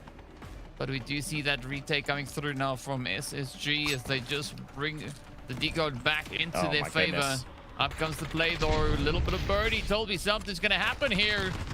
SSG just making sure, again, that they know exactly where to focus their efforts, as well as you can see Leviathan just having to back off the damage, really hitting hard this time around. Yeah, MW doing a great job of pinching Leviathan. They have nowhere to run. SSG's up by the brick. Leviathan are trying to come third party this, but MW came in super late behind them from Tower of Babel. They swung all the way south, wrapped behind, and picked up one member of Leviathan. Leviathan down to a duo, the only team missing a player right now. And we got plenty of time on the brick because it's exchanged hands only a couple of times. Jade of Eyes lines one up, knocks down Nightmare, as it does look like Liquids are coming in from the north. We have a giant layer cake sandwich. Everybody shooting each other, and SSG and Leviathan are the ones in the middle. We'll see who stands tall at the end of it. Leviathan maybe trying to stick a res here, and MW hear it. Rapids thinking some Utah over the top could stop it, and he's right, but FX now joining the party. It's a conga line. Do you want to be in the middle or you want to be on the edge? I definitely want to be on the edge and lead the line to see if I can take it all the way to the finish line. Here goes Nightmare, equal plays, looking to find 2/3 of the remaining team of Liquids up above. Trying to find an angle on Poppy, or maybe Jade of Eyes inside. But all I know is we're looking for kills. We got to shoot straight if we want them. Liquid looking very low right now as equal plays has to back off and heal up as well.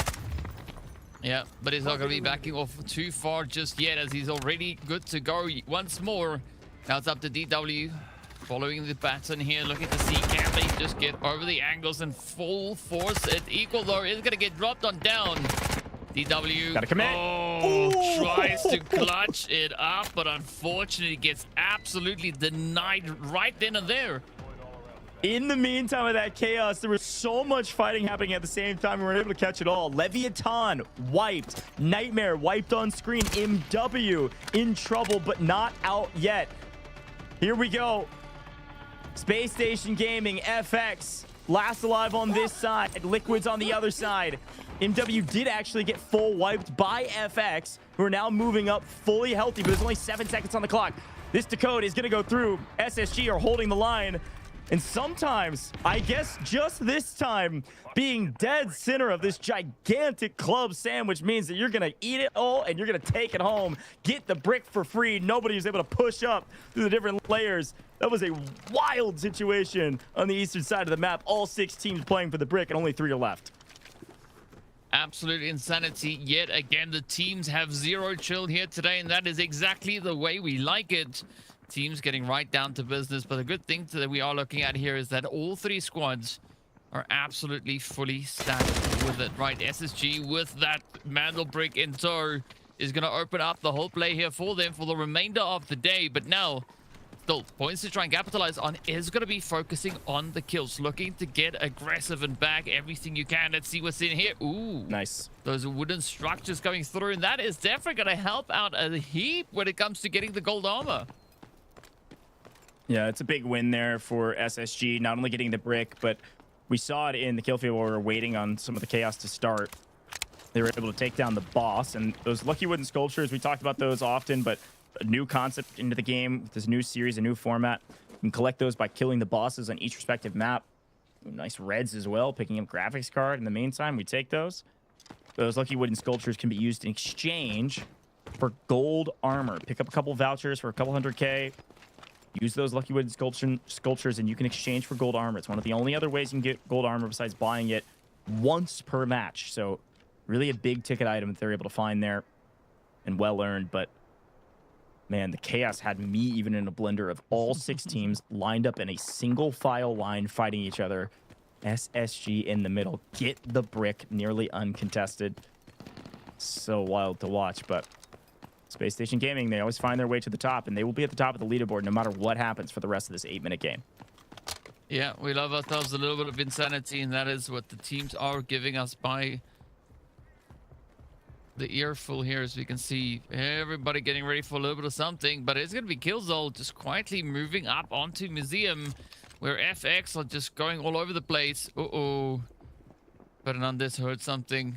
He knows that there could be a player just on the other side. A quick push going through for Killzone. Quick distraction, and luckily for Fernandez, he's quick with the reaction. That was such a funny way to use the Allure rocket. Throws it up, caused so much of a visual disturbance. The FX player just sprints away, and there's enough visual clutter that Killzone couldn't even land the shots on the player running away. He's able to get out. Rocket down on cooldown, but very close to picking up a nice freebie and giving themselves player advantage in this fight. Would have been nice.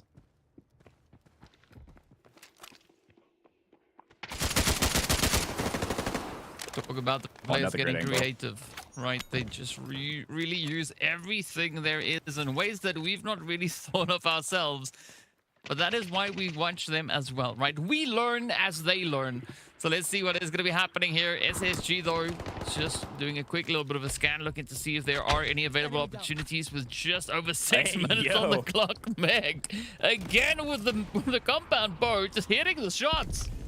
I mean, to be fair, player was standing still. They weren't expecting the bow to pop out and one-shot you, but that's the way it goes these days. Fernandez in ton of pressure right now from a couple different angles. Doing the pressure from the low side and high side, unsure of which way they're going to push. In the meantime, Liquids are sending one of their players out of the map. They're going to keep 2 on the map.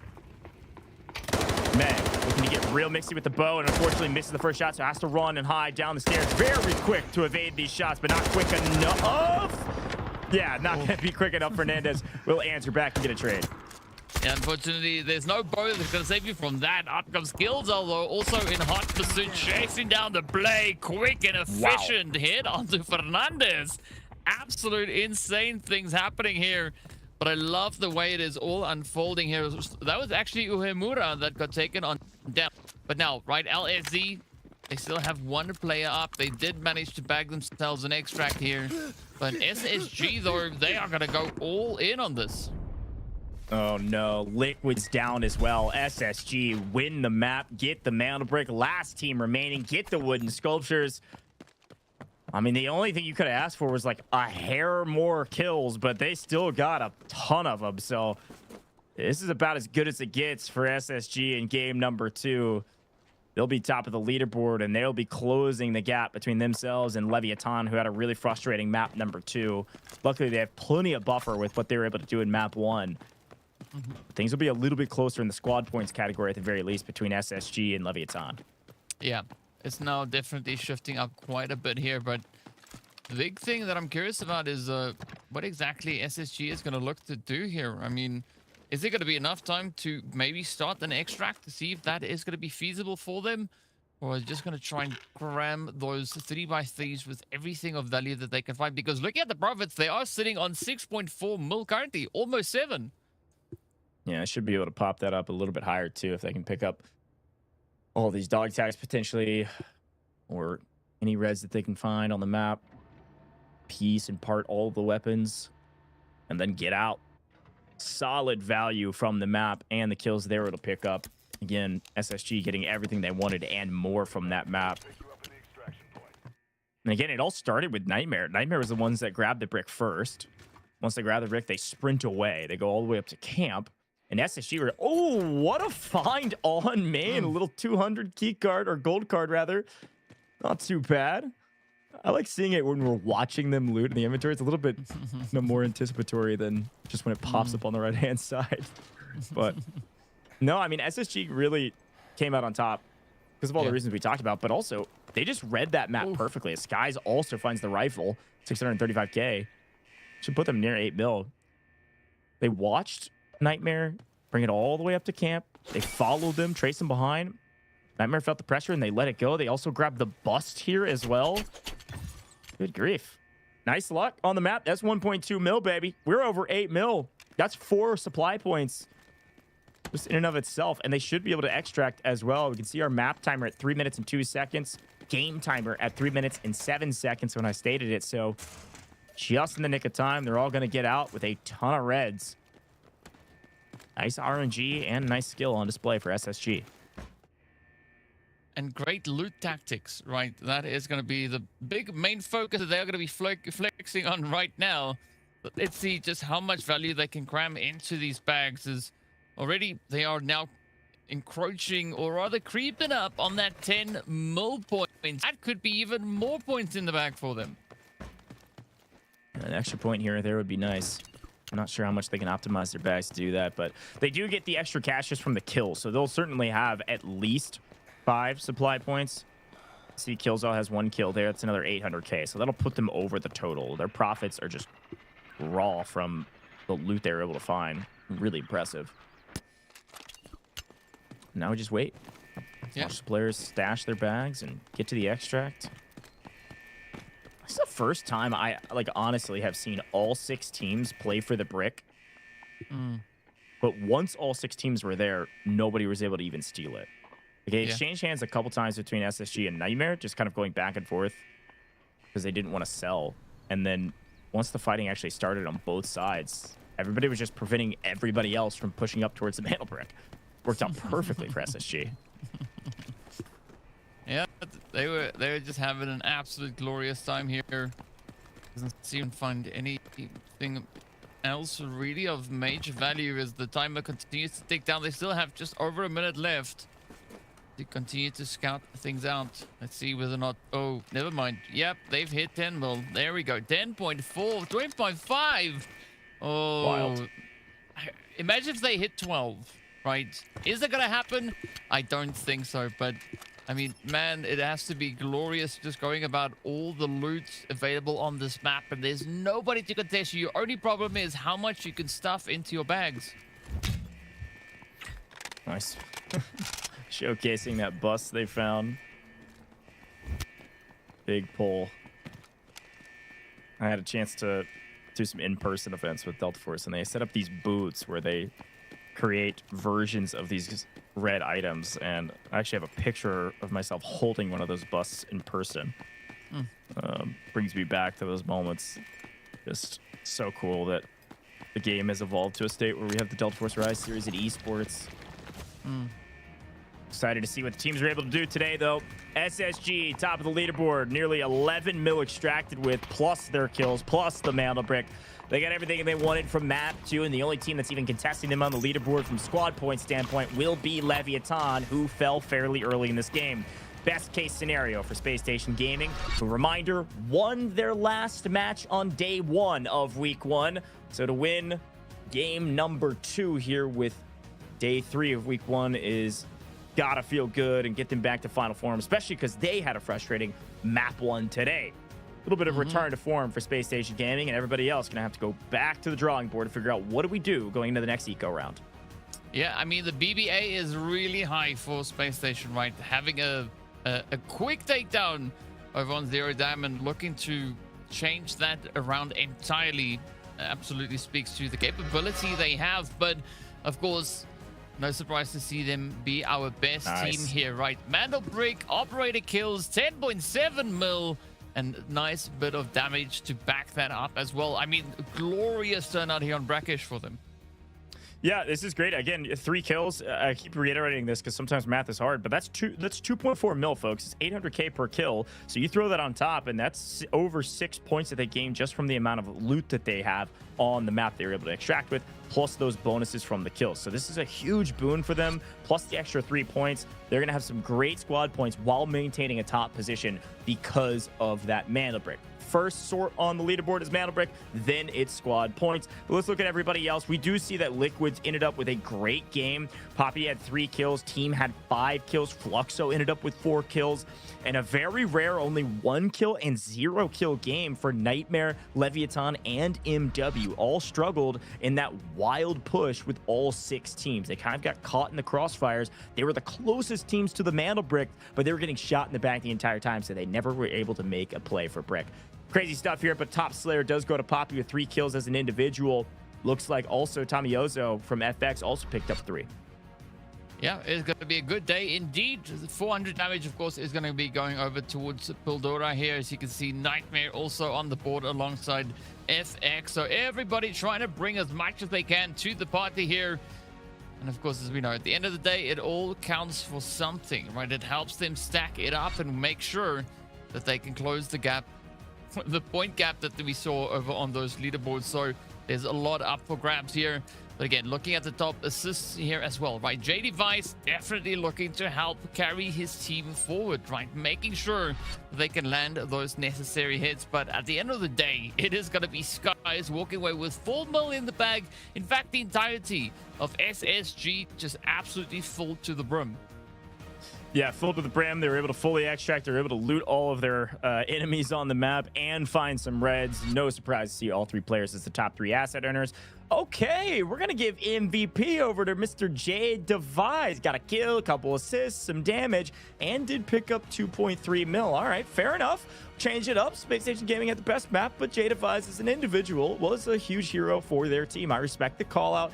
By the way, Liquids, reminder, they did find that airdrop and they did find that AWM and the Lapua ammo, and they sent J Devise out of the map. That's why he had that 2.3 mil and was able to extract for his roster. So a big pickup there from Liquids, and therefore most valuable player, at least for his team.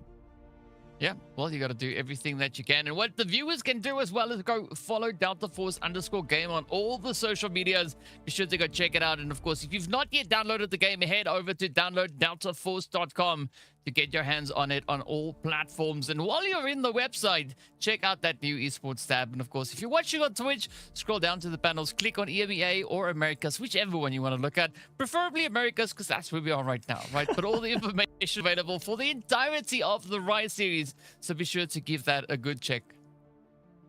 Totally agree. Big shout from DK there. Check out the website, folks. We're going to head to a very short break. While we do, get your popcorn ready. Game 1, Game 2 had a lot of aggressive play, and I can only imagine it's going to be the same for Game 3. We're going to Tide Prison next. We'll be right back in just a moment. Two members, now the odds are in their favor, 2v1. Everything getting spammed away, and NT getting a little... So hang on a second, NL! Look at that! It's an absolute sweat! Even through the shot, you're nuts! For the last remaining 3 BOB, they find 2 instant knocks. The Elm's gonna be hopping off that.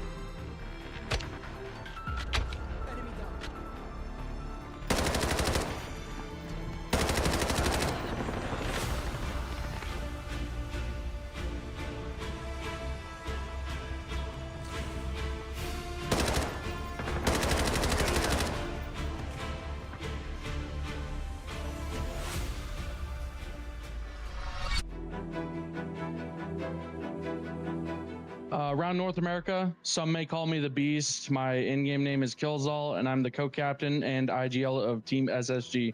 Okay, so I got into this game from a good friend that recommended a game that was similar to Battlefield, and I started off on the Warfare side around November 2025. I then quickly swapped over to Operations side not far after that, and it's been playing it ever since.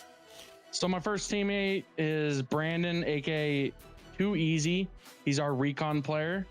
And my second teammate is Alex, aka Skies, and he plays our smokes. My team has evolved incredibly. We went from being a non-aggressive team, the not best shooting team, to being a demon squad. We're incredibly smart. We're cunning in our strategies, and we know our disadvantages and advantages while playing, and we use that to our best ability. What sets our team apart from the rest of the teams is honestly our game sense and our complete control of the maps that we play.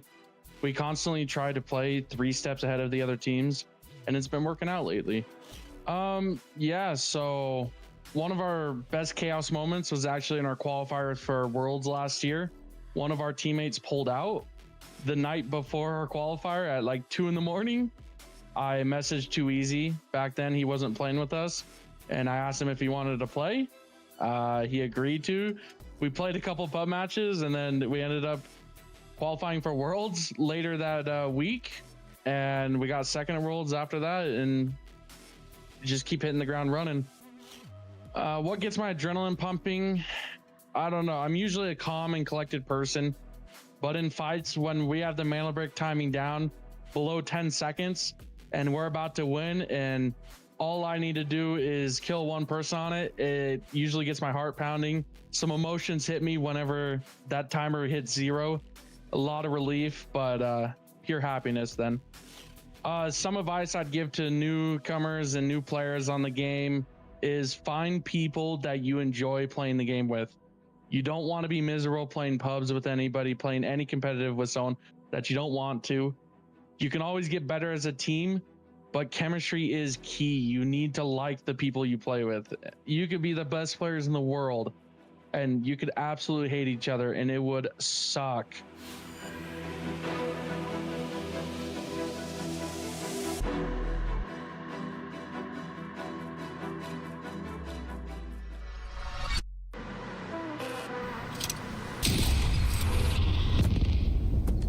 Got the mantle bricks. Find and stop them. Mantle bricks decoded. Nice work, operator. The time to strike is now. Do not let me down, operator. Decoding has begun. Defend the area.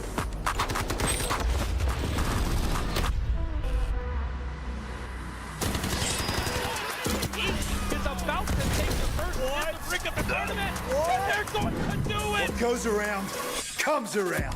I'm not gonna do very much though. You get barrel stuff. Skydie is getting aggressive.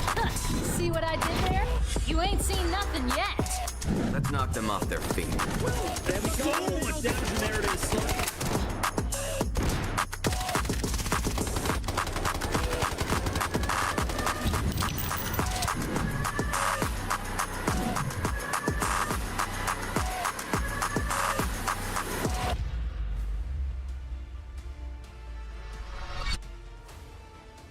Welcome back, Delta Force Rise Series, Day 3, Week 1, America's region, baby, and we are back. SSG and the Beast on top after Game 2. They got everything they wanted on Brakkesh. They got the mana brick, they got a couple kills, they got all the loot, and they get out of Dodge as well. Couldn't have gone better for the SSG guys winning out of Brakkesh, but a frustrating one for LEVIATAN, who just dominated map number 1 a moment ago, and they go down with hardly anything to show for it. Here's a look at the overall points after that one. You can see only 3 kill points here for SSG, but they are atop of the leaderboard because they've got that mantle brick, DK. LEVIATAN holding on to second place pretty assuredly, but Liquid's making a nice jump up to third. Yeah, they're definitely looking to make some steady movement happen here. And you got to know that, the teams on the screen are performing exceptionally well. When you've got viewers in the chat saying that starting tomorrow, they're going to start grinding Delta Force again. I mean, absolutely love it. And amazing work coming through from our squads right here in this round number 2. But of course, that was our very first mantle brick / airdrop round. Next up, we are going to be concluding our airdrops rounds as we are going to be heading straight into Tide Prison for a little bit of that close quarter altercations and a few challenging angles to work your way through. Excited to see what is going to be happening here. But of course, this is where we could see one operator in particular really coming to the forefront, right? That is going to be the Nox operator. That's exactly right. You'll see double Noxes from some of our teams. You also may just see every team with at least one Nox and then likely a Hat Claw or some of our others. We've seen Gizmo. We've even seen some Morses on this map. But you all know Tide Prison is one of those maps that has a lot of sneaky corridors. You can work your way around the map silently and find angles that people weren't expecting. So what do you do to counter a Nox? You run Morse. So that's why you see both here. And of course, you're oftentimes seeing different operators like some of our engineers, like even Suniva on this map, because with close corridors and hallways, a guy with a riot shield and a grappling gun that can pull you in, beat you down is pretty valuable as well. Here's a look at the spawn rotation, or prediction rather. You can see that Fluxo and MW technically had T1 spawns, and so going into the T1 spawns here for Tide Prison, you can see those two teams not on the list of who could be there. Frankly, for a map like Tide Prison, you kind of don't want the tier 1 spawns, because if you get the tier 1 spawns on Tide Prison, it means you won't have them for our first Space City map here in just a moment. Yeah, That is going to be absolutely crucial, as we've seen quite a few teams getting those T1 spawns over on Space City, having pretty good success and early access to that mantle break, but that's not necessarily always the case, right? It still comes down to what the rest of the lobby will allow, but it is going to come down to how this tide is going to be going for now to see who will be getting all the loot and all the eco to set themselves up for the mantle break runs. That's right. Last eco round. The only thing on this map to play for objective-wise is that one airdrop actually here at Tide Prison. As a reminder, yes, we have an airdrop. That airdrop does contain some solid reds, some solid golds, etc. But the way to get the AWM or the M82 is going to be from that GTI supply mission. You can see it. Going to be spawning in here at the top side of the map. We'll keep our eyes out for that and who decides to run that, blow open some safes, kill some folks, and maybe get your weapon. But in general, looking at maybe the first engagements, we'll see maybe SSG and Liquids, depending which way Liquids rotate. Looks like they're going to actually go through mid, FX and Leviathan nearby each other. But Nightmare up on the far northern side of the map. Maybe MW could rotate down for some of these engagements. But SSG here, some footsteps below them for sure. They're already just getting themselves primed and ready to go. The shots starting to fly in. Scabs are going to be going down as we look at the ammo and the gear setup. Everybody rocking them purples. So no more blues anywhere at all. And this is exactly the kind of approach they're trying to look to take here, right? Still playing a little bit of a conservative approach with regards to the ammo and the armor so that they can spurge a little bit more once they get into those mantle break rounds. But of course, the name of the game here is going to be to get your hand on that loot and hopefully successfully extract with it. Starting it off with the pocket watch, I mean, that is a really good find. Yeah, we'll take it. Any reds we can find, throw those in our safe box and keep on rolling through the rest of the map. It is an eco round after all, so whatever you can find is nice. Again, you don't get a point until you get to 2 million in total stash value. Single point for every 2 mil. So certainly want to prioritize kills and engagements in this format, in this map in particular. But taking a fight, we say this all the time, GK, taking a fight early, a fight that you can't finish quickly, is a giant signal flare to all the other teams that there's a third-party potential here, and showing up to that oftentimes yields some results. So teams don't want to make any early mistakes, taking it nice and slow this time around. And honestly, well earned. The first 2 maps were non-stop aggression. It looks like everything's slowed down on Tide Prison as per the usual. Yeah, I think pacing is key, right? You're going to try and kind of balance that out, as you said rightly so. The first 2 rounds, great for actually getting a little bit more aggressive.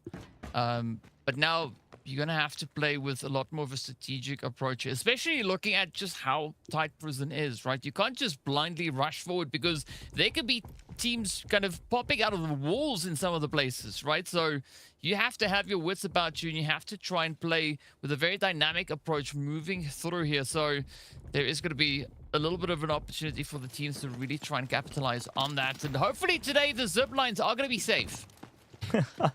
We're 180k there from Pildora.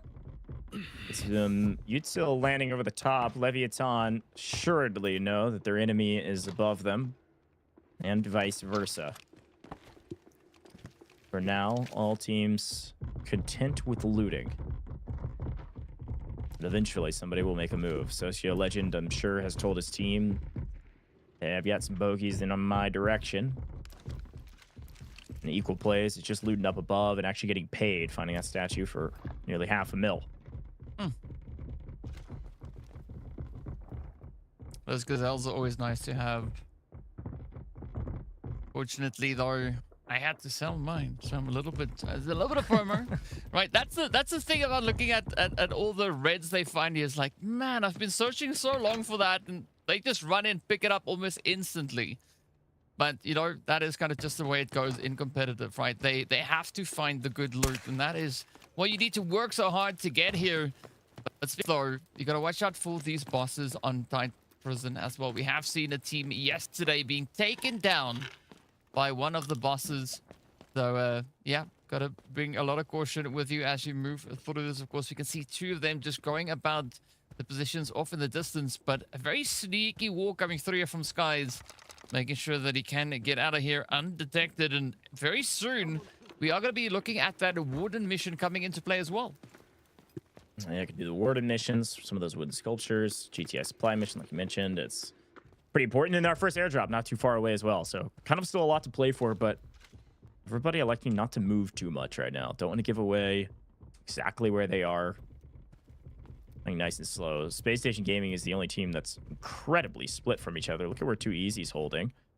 Holding Waterside on the south side of the map and preparing to run this mission. He's going to pick that up nearly instantaneously, I assume. There it is. 2Easy just popped the mission. You'll see Kills all probably come back and help Easy with that mission so they can quickly complete it and get the extra loot. Maybe it'll be Liquids that'll take a fight with them first. Skies is playing lookout for now. Where is everybody? Anybody want to contest us on mission, or are we going to be able to complete this real quick? So far, looks like nobody cares. I mean, we've seen quite a few different things, right? Teams sometimes not giving too much of a hoot about the mantle brick that is decoding. They kind of just let it go, and it does seem, at least for the time being, that nobody is going to be too heavily concerned about this mission going on here. We do see the other airdrop, of course, is going to be coming down very, very soon. So there will be an opportunity for even more of a play. But I think especially now going for this mission here, getting that mean machine unlocked, available up for grabs. The focus here for SSG is going to be to make sure that they actually get out of this one and extract. Would be nice. All quiet on Tide Prison, folks. I'm a big fan of aggression. And I was welcoming a bit of a calm start here, but nearly 8 full minutes of hardly a shot fired is maybe a bit too much for me. Let's see who makes the first move. They're still working on their mission. Be finishing that here shortly. First airdrop landing about 60 seconds.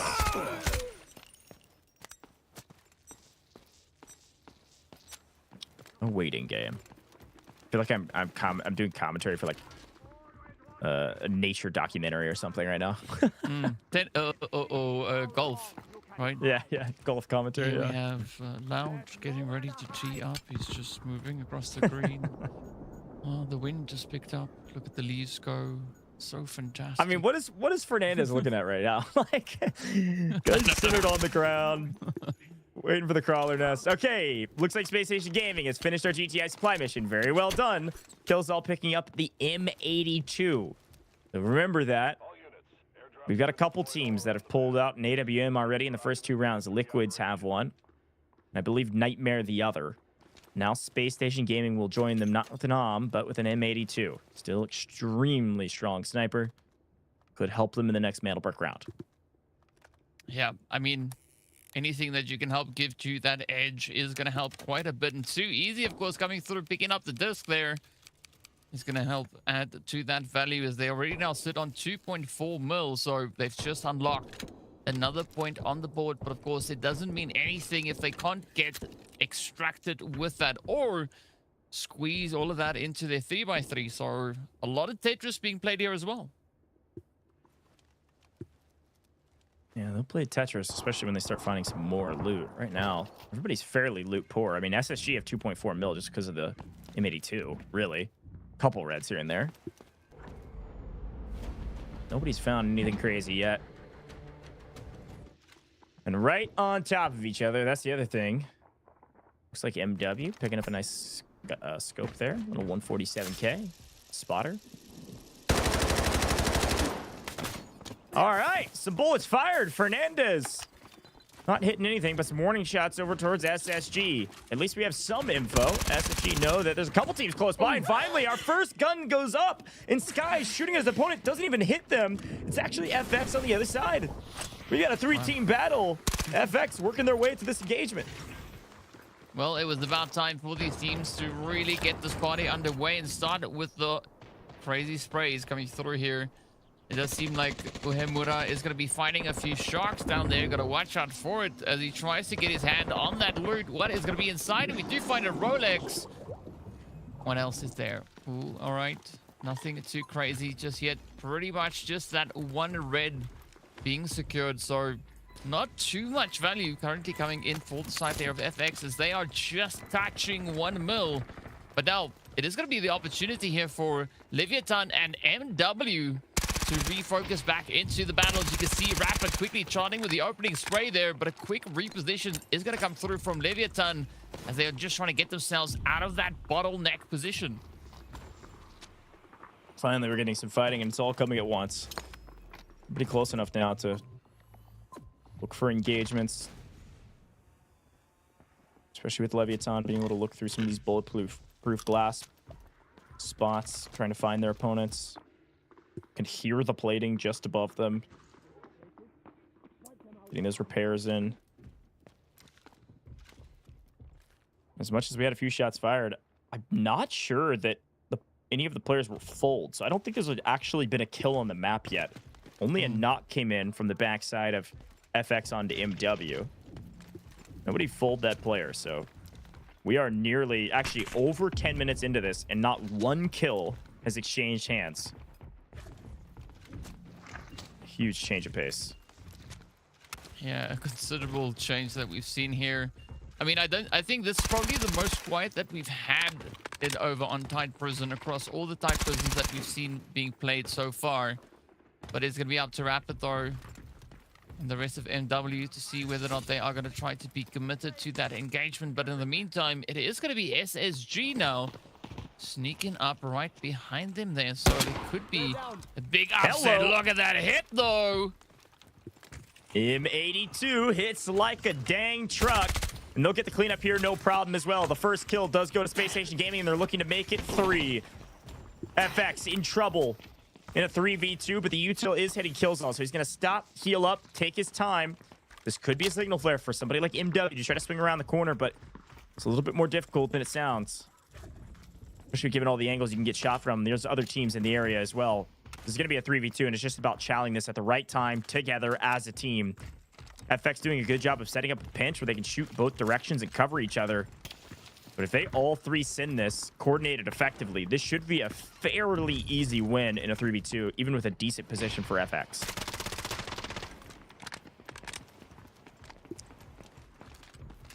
Let's see whether or not FX is going to get that easy win unlocked. SSG, though, not going to be looking to make this one Nice easy. As play. Killzone, beautiful send, makes it look effortless. And ooh, Perfect.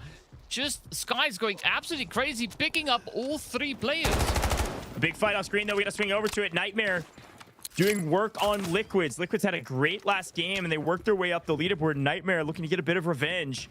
Comes swinging on 2/3 of Liquids, and J Device is on the run. He's going to be holding this angle, maybe trying to trade at least one out. He does get one, but that's all he gets and won't even get the full. Down goes Liquids, down goes FX. Both near perfectly executed. Big shout out to SSG on that fight. They noticed that they were set up in a pinch. They set up crossing and covering each other. The last 2 members of FX did. So they smoke one, dive the other, get the kill. And by the time our player clears through the smoke, it's a 3v1, and they can't even get a full. Really well executed from Spacestation Gaming. They're going to be pushing 4 million. Here's a quick look back, though, on the original fight here between Liquids and Nightmare. Hiding in the shadows. Nox getting his bread. Gets 2 from equal plays. Ratting it out at the top of the stairs works out for him. Well done. Yeah, sometimes ratting pays off, especially when it's a map like this where you have to be very careful and cautious as to which corner you turn around. But now it is going to be just everybody still continuing to trying to find that next position, that next space. I mean, SSG doing pretty good with the loot here, almost hitting that 4 million value point here. But are they going to be able to convert that into anything meaningful? In the meantime, Leviathan, they are really committed to getting all the way over across to where Nightmare finds themselves. They can hear the footsteps. Are they going to be able to find the angles? Right, this is an essential play now coming through for them. Nightmare about to get rushed, about to get pushed. You're going to have to be really quick on the trigger here, and it's just down to whether or not they can actually find those angles, right? Especially with the Sonic Pulse coming in, that paralysis makes it so difficult to move. That's util that was put down earlier. It triggered. Leviathan on Shepard up above. Here comes MW, though. Skies finding the angle. Back online with SSG. They're looking for more. Remember, they got 3 kills last map. They got the Mantle Brick and more. So Spacestation Gaming in a really strong position. They have the M82. They only have 3 more rounds, though. I think 2 shots have been fired from Spacestation.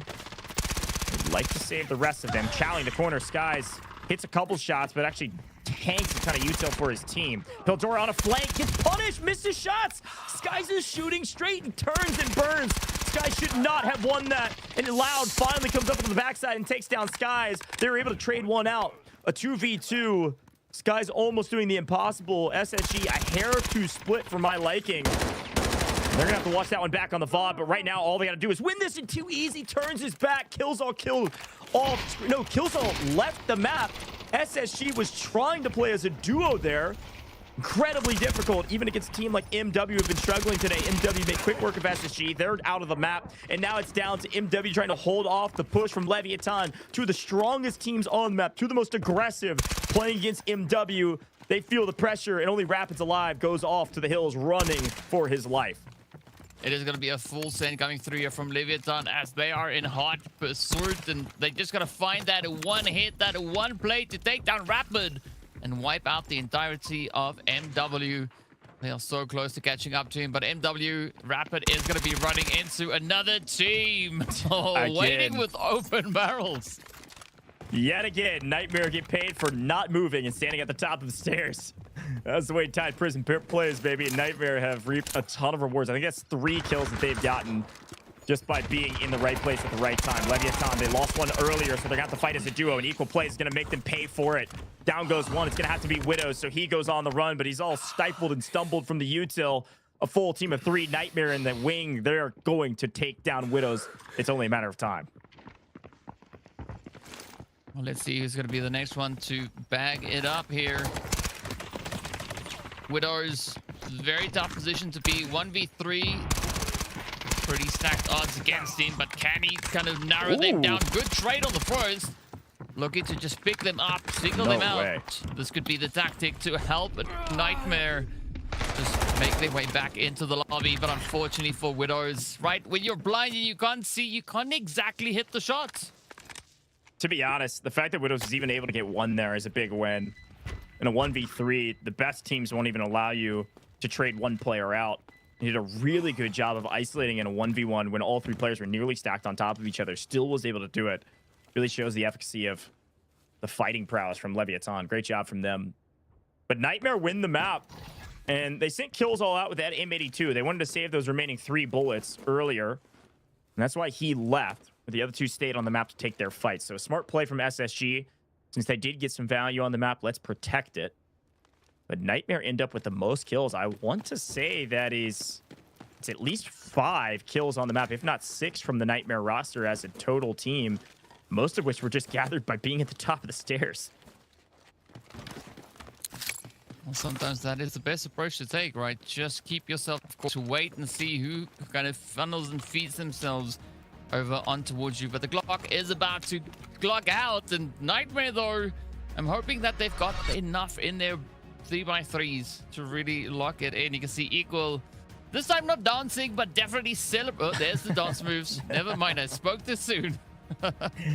Equal woke up feeling good today, man. I like to see it. Congrats to Nightmare picking up a great eco round. SSG, frankly, did a lot of the same. Reminder, they picked up several kills, so they'll be happy about that one. I think the only frustrating part was the position that 2easy and Skies were in. They were trying to cover too much ground as a duo. I got kind of turned around because I was so focused on the fight. So with Killzall not there, I think as a duo, you got to play way closer together, and Skies was just a little isolated from easy. But even still, they had a great map. And in general, Liquid's unfortunately not as good as they wanted. It's going to be Nightmare as the best team, though. 6 total kills with 1.5 mil assets, over 1,200 damage. These guys putting in work on an eco round. That's a ton of value. 4.8 mil just from the kills alone. I mean, that is a great day, right? 1.8 mil almost coming through on that, plus 1.5 in assets. Absolutely glorious stuff, and hitting the 12 damage. Some really good work being done here by the side of Nightmare. So yeah, curious to see exactly how far they are going to look to take this one, as they are going to be moving through it. I mean, well, 4.8 mil, that is a hefty number. But looking at the overall kills there, Spacestation also, they've been cooking today, right? Kills all managing to sneak out with that 1.5 mil, and 4 in total here. That is also going to help them feel pretty good with another 3.2 mil going that way as well. So yeah, like where this is going, but we got to look at the top killers here. It is going to be Nightmare Equal to sit at top of the log here with 4 in this round. Yeah, great job from Equal Plays to pick up 4 kills as an individual. It was a team effort, though. They played together the entire time. He was just the one holding the stairs every time. So 3 of those 4 kills came from him being in the right place at the right time, and we will take those. That is part of being a great player in Delta Force. Got to have great timing. There's the damage from all of those kills coming through. Nearly 1,000. Well done. And then even kills all. And Rapid showing up on this as well. Rapid's doing a good job playing flanks, trying to pick up some kills amidst the chaos towards the end of that map. Yeah, like how this is turning out here, but let's take a look, see what is going to be coming through for our assist. As Loud has been making a whole lot of noise, helping his team secure all the points they can find here. But SSG also looking pretty decent, right? And it makes sense looking at how they got to just work their way through it, right? Especially with Too Easy getting into that altercation alongside Skies as well. So a lot of sense is being brought to the forefront here, and I like where this is going. We did see that successful extraction being brought in as well. Equal Meg also hitting pretty hard with the value that they've been able to find in this round. And again, I tip my hat to Killzall. This is a classic strategy. It doesn't seem very difficult, but it can be often when you're just trying to extract one player. Killzall doing a good job to protect that M82. I saw somebody in chat asking about it, that you can't buy the ammo for those weapons out of the map, so you need to take it out. But big shout out to Equal Plays being the MVP. Well earned. 4 kills on a map like Tide Prison, especially a slow map that we played that map. Nightmare did a really good job, and Equal Plays a big factor for that success. Yeah, not much that we can fault in this round number 3, but of course that means only one thing, right? They've been farming loot for a reason, right? They've been spreading some seeds, and now they get to harvest that, as we are going to be heading over to Space City to see who can get their hands on the Mandel bricks, if any, because it's going to be a pretty crazy run, I believe. Could be Space City until we close, folks. You're not going to want to miss our next Mandel Brick round. Technically speaking, Space Station Gaming could close things out right here. But if history is going to repeat itself, we're at least going to Game 6, folks. Buckle up. We'll be right back in just a moment with some scores. And, of course, our first Space City map. Two members, now the odds are in their favor, 2v1. Everything getting spammed away, and NT getting a little... So, hang on a second, NL! Look at that! It's an absolute swing! This... And LG's got to know that they're here! Lines them up, even through the shock, you're nuts! The last remaining 3 BOV, they find 2 instant knocks. The Helm's gonna be hopping off that.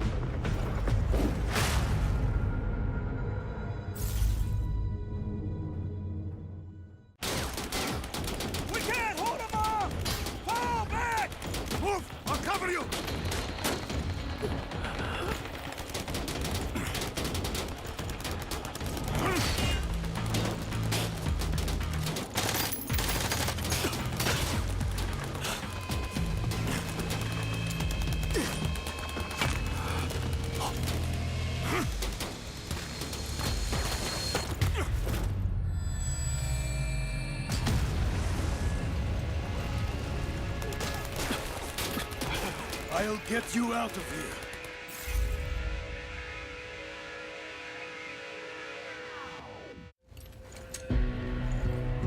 For some, success is measured by bodies in bags. Maybe that suits them. But to me, it's measured in hearts that keep beating.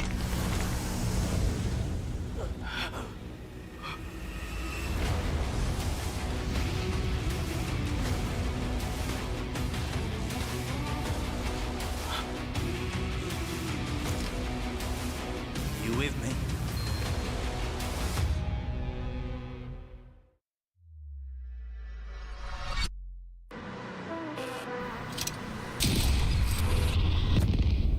The enemy got the Mandel bricks. Find it. Stop them. Mandel bricks decoded. Nice work, operator. The time to strike is now. Do not let me down, operator. Decoding has begun. Defend the area.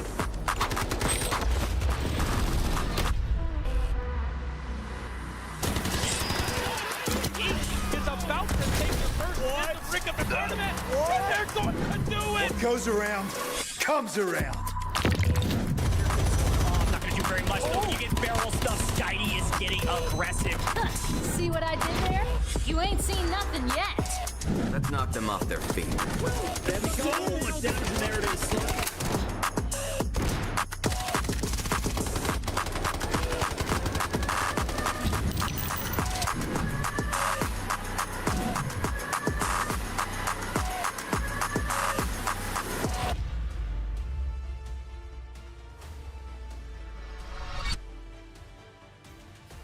Welcome back, Delta Force Rise Series, Day 3, Week 1, Americas, baby. And we are moving to Space City.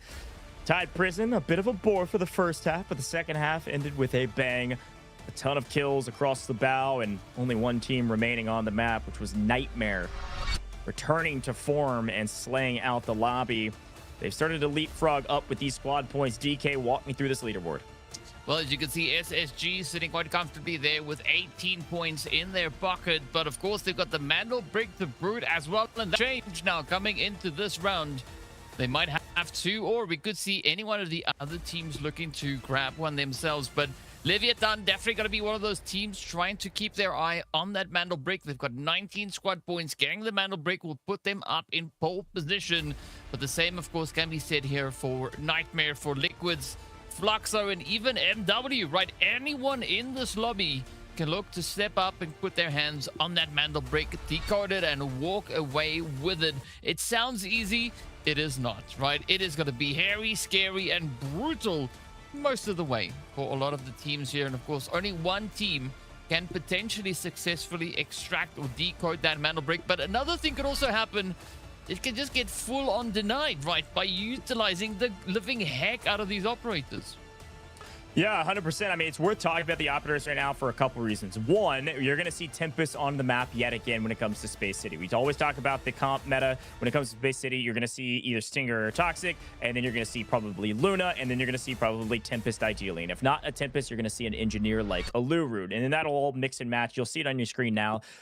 Stinger, Luna, and Tempest is, by and large, the top comp meta. But we saw that FX and MW, reminder, they already used the Tempest on Brakkesh. I would expect FX, MW to not come in with a Tempest on our first Space City round. If they do, they won't have one for the next two rounds if we get there. So usually teams will wait and waylay their next Tempest. The teams that do waylay their Tempest doesn't mean they won't get the brick. It just means they have a slight disadvantage on being able to steal back and forth. Going to look to play zoning off. But looking at T1 spawns, I think it's an important note. SSG and Liquids did pull T1 spawns on Tide Prison, which means they will not have the tier 1 spawns for Space City. Everybody can sprint for the mid map, but those two T1 spawns can get there first often. But both of those T1 spawns are also very dangerous. Employee Passage 2, you get shot coming over the pipes, and then over there at Westgate, you can get shot from Dormitory if you're not fast enough. So watch out for some early engagements off spawn. Yeah, we saw that happening over on EMEA, right? Genius, they went over onto the West Bridge. That was their first spawn on exactly this round. and they just got absolutely wiped out, right? They were the team with the Mandel Brick in hand, and we were like really thinking that this could be the game where they're going to be clutching it up. And then boom, out they go, just absolutely instantly wiped out in under 30 seconds. So teams have to be very wary when they approach these gates, because it is going to be an absolute showdown.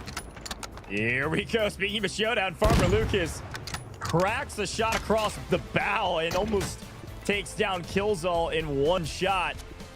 Watch out. We got a sniper on the loose, and those guns hit like a truck. I told you Nightmare had picked up that earlier in the competition and already throwing some shots down range on SSG. Lucas looking for maybe a bit more, but low on ammo. Only have a couple, and you can see that FX in the area as well. Gotta pick your targets, figure out where do you want to go from here. Well, there's only so many targets to choose from, but let's see how Equal is going to look to get himself situated through this, trying to pressure FX. And currently, as you can see on the map there, they're kind of stuck, right? They don't really have an easy exit. It's going to be a pretty squeezy one for them to try and work their way through. It's not impossible. They just have to try again, right? Use the timing and make it count, because that's the only way they can get themselves much closer onto that Mandel Break. Speaking about which, though, SSG, they are just right up in there, right? MW also having a pretty good send with that approach onto the Mandel Break. Yeah, I mean, this is a strong start for Spacestation Gaming. Reminder, they came over from Central Command and they almost got sniped in rotation. They're able to heal up and get across the bridge in time, and so now they're all the way down here by the Mandel Break, and they're going to be first here. There's really nobody else contesting brick spawn off rip, and it looks like SSG's actually pre-clearing where they think they're going to try to take this for the decode. They clear it, see nobody.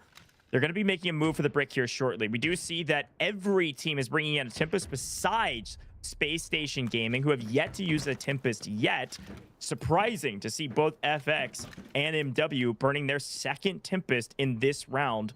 If it goes any longer, they won't have a single Tempest. And if it goes any longer, Spacestation Gaming will have a Tempest for each of the next 2 rounds. A strong play for them because they already have a brick. They don't have to win it here. If they can, that'd just be kind of nice. I mean, they're not gonna mind, right? It's like, well, if you insist, we'll take it, you know. But that's not gonna be their main focus. I think they might just be trying to play a little bit of that denying game here. But so far, they've got a pretty strong spread. We got Killzall over on towards the Mandel Brick itself, just gatekeeping it. You see Skies in between him and Too Easy. In the meantime, it is going to be Equal, just being an absolute nightmare to the side of FX as they go for a little bit of a swim, trying to get themselves out of harm's way. Meanwhile, J Device is going to be finding our first red here, just bagging it up, and it is going to be a really good fight, almost hitting a 500,000. Yeah, solid satellite dish. Nice find. And we're just watching Nightmare and the team quite literally try to shoot fish in the barrel. I'm curious what's going on around the Mandel Break. It seems like SSG aren't grabbing it, even though they have a solid position. Killzall is waiting for somebody else to make the play. They don't have a Tempest, remember, so he doesn't want to risk a die and going for it. But I think more than that, he wants to bait it out. He knows somebody will make a move for it here shortly, and it looks like MW and SSG have spotted each other. And so everybody's waiting for somebody else to make the first move. And for now, Mandel Brick stays in spawn. Quite a bit of a shift in the dynamic here. Does seem like the teams are at least trying to whittle down the competition a little bit before they consider moving into that brick itself. But MW, you can see they're going a little bit angsty, right? They want to get that play going, and it is going to be Killzall to take it. As he now makes a quick retreat. Ooh, good play. Look at that. All the way from Too Easy. As he puts the defenses up, and SSG now going to move up onto the decode, looking to get it started. Are they going to be heading into the alley? Yes, that is exactly where they go. So a whole lot of sense why they've been spreading out so much, trying to clear the area. Yeah, a very clean take. I'm going to be honest. I think they're surprised it's as easy as it is right now. Everybody playing really passive out of nowhere. The first 2 maps were such a banger. I just expected people to just fly at each other and go for these aggressive plays. But Spacestation Gaming have complete control of the brick. They start the decode, and they're in control of ramp. They're in control of boxes. They're out in the alleyway. And not a lot of people are moving right now. LEVIATAN content to play slow here. The only team actually moving towards the brick is going to be Nightmare, traditionally a pretty aggressive team. It makes sense that they'll be first to contest Space Station Gaming, but contesting this ramp is going to be really difficult. So they'd like to hear some other shots on the other side before trying to peek ramp, knowing that if they peek ramp early, not only 2easy will look at them, but 2easy's teammates also will peek it. They have to focus on two different directions. They have a better shot. Yeah, you don't want to risk it all too early on. So the team's definitely going to try and pace it out as best they can. And now it's just down to those shots, right? Looking to see if Killzall can maybe find a few more. Too easy, though. He's going to be keeping a very close eye on the side there of Leviathan. They are going to be trying to keep themselves just out of harm's way, just out of reach. Meanwhile, Nightmare, they've crept up right alongside SSG here, just prepping themselves for a bit of a push potentially up that ramp. But a very stealthy rotate that we can see coming through on there. And Killzall pretty committed over on towards the NW side. It's just waiting for something to happen. Loud is going to be moving up, but he's got to watch out. He could be met with quite a bit of a hit there. 60 seconds, or almost 2 minutes actually, have gone by, and not one team has even looked at the decoding station yet. I thought there would be no way that we see a team close it out in 4, but it's looking more and more likely that SSG will be that team. Nightmare electing to go underground. They're going to be underneath this decoding station. They'll be able to come up the stairs right around where that number 1 is, where Killzall's at right now. If they want to go that direction, or they come around Centrifuge, which it looks like they're going to go stairs at Centrifuge instead. And now MW getting really aggressive, using that Tempest to frankly just get intel. Killzall able to knock them, send them right back the way they came, and that's going to be on cooldown. Frankly, I don't know if I love that play. Just using it for intel, you're only going to have one more shot at using Tempest. It's going to be down to the last couple seconds before SSG get the brick. So MW going to be a non-factor for a little while. It's going to have to be a team like Leviathan now getting aggressive, or Nightmare getting aggressive, not MW. But now 70 seconds on the clock. It's starting to get a little bit dire. Teams don't necessarily know who this is that is decoding the brick currently. There's not a ping anymore saying that this is a match point team. But if they get eyes on one of these players and figure out who they are, they would have a little bit more pip in their step. They'd be a little bit more urgent. This match is about to be over. Day 3 is about to be closed. If somebody doesn't make a move, they gotta go. I think what really counts in favor here of SSG is just how the teams have been positioned, right? You can see Liquids and MW very close to each other, so there could be quite a bit of fighting coming through on that end. It is going to be a cheeky push coming through here from J-Device, but Killzall, oh, come on, shooting through the tiniest little gap in the fences there. Oh, Rapid now going to start to move up as well, and it is going to be chaos, carnage, and mayhem all over the place as 2easy picks up the trade. It's got to be the brick, though. Somebody's got to jump it. It does look like SSG's in trouble. We got to stick with Skies. Where's he at? He's on the decoding station right now. If he goes down, it's pause. Here goes Leviathan trying to make a move for the brick. 6 seconds on the clock. They feel like they need to get this kill, and they do. 1, 2, can he get a boat? Space Station, give me their 10. 1 second. We needed 1 more second if we're Skies. 1 second is the difference on us stopping here or going one more game, and we were assuredly going one more game. Skies needed 1 more bullet to miss, and SSG win it right there. Oh, too close for comfort in my opinion, but a great job from Leviathan to recognize the win condition. They didn't have time for the steal. They had to go for the kill, and they had the intel of where that player was. Whew, that was close. If you had popcorn left, it would be all over the floor right now with all the action that these teams are bringing onto the Mantle Brick. But as we've seen now, right, the decard has only been interrupted, so somebody has to get it started yet again. Somebody has to venture forward, and now it's going to be Leviathan just absolutely ripping into the side of Nightmare.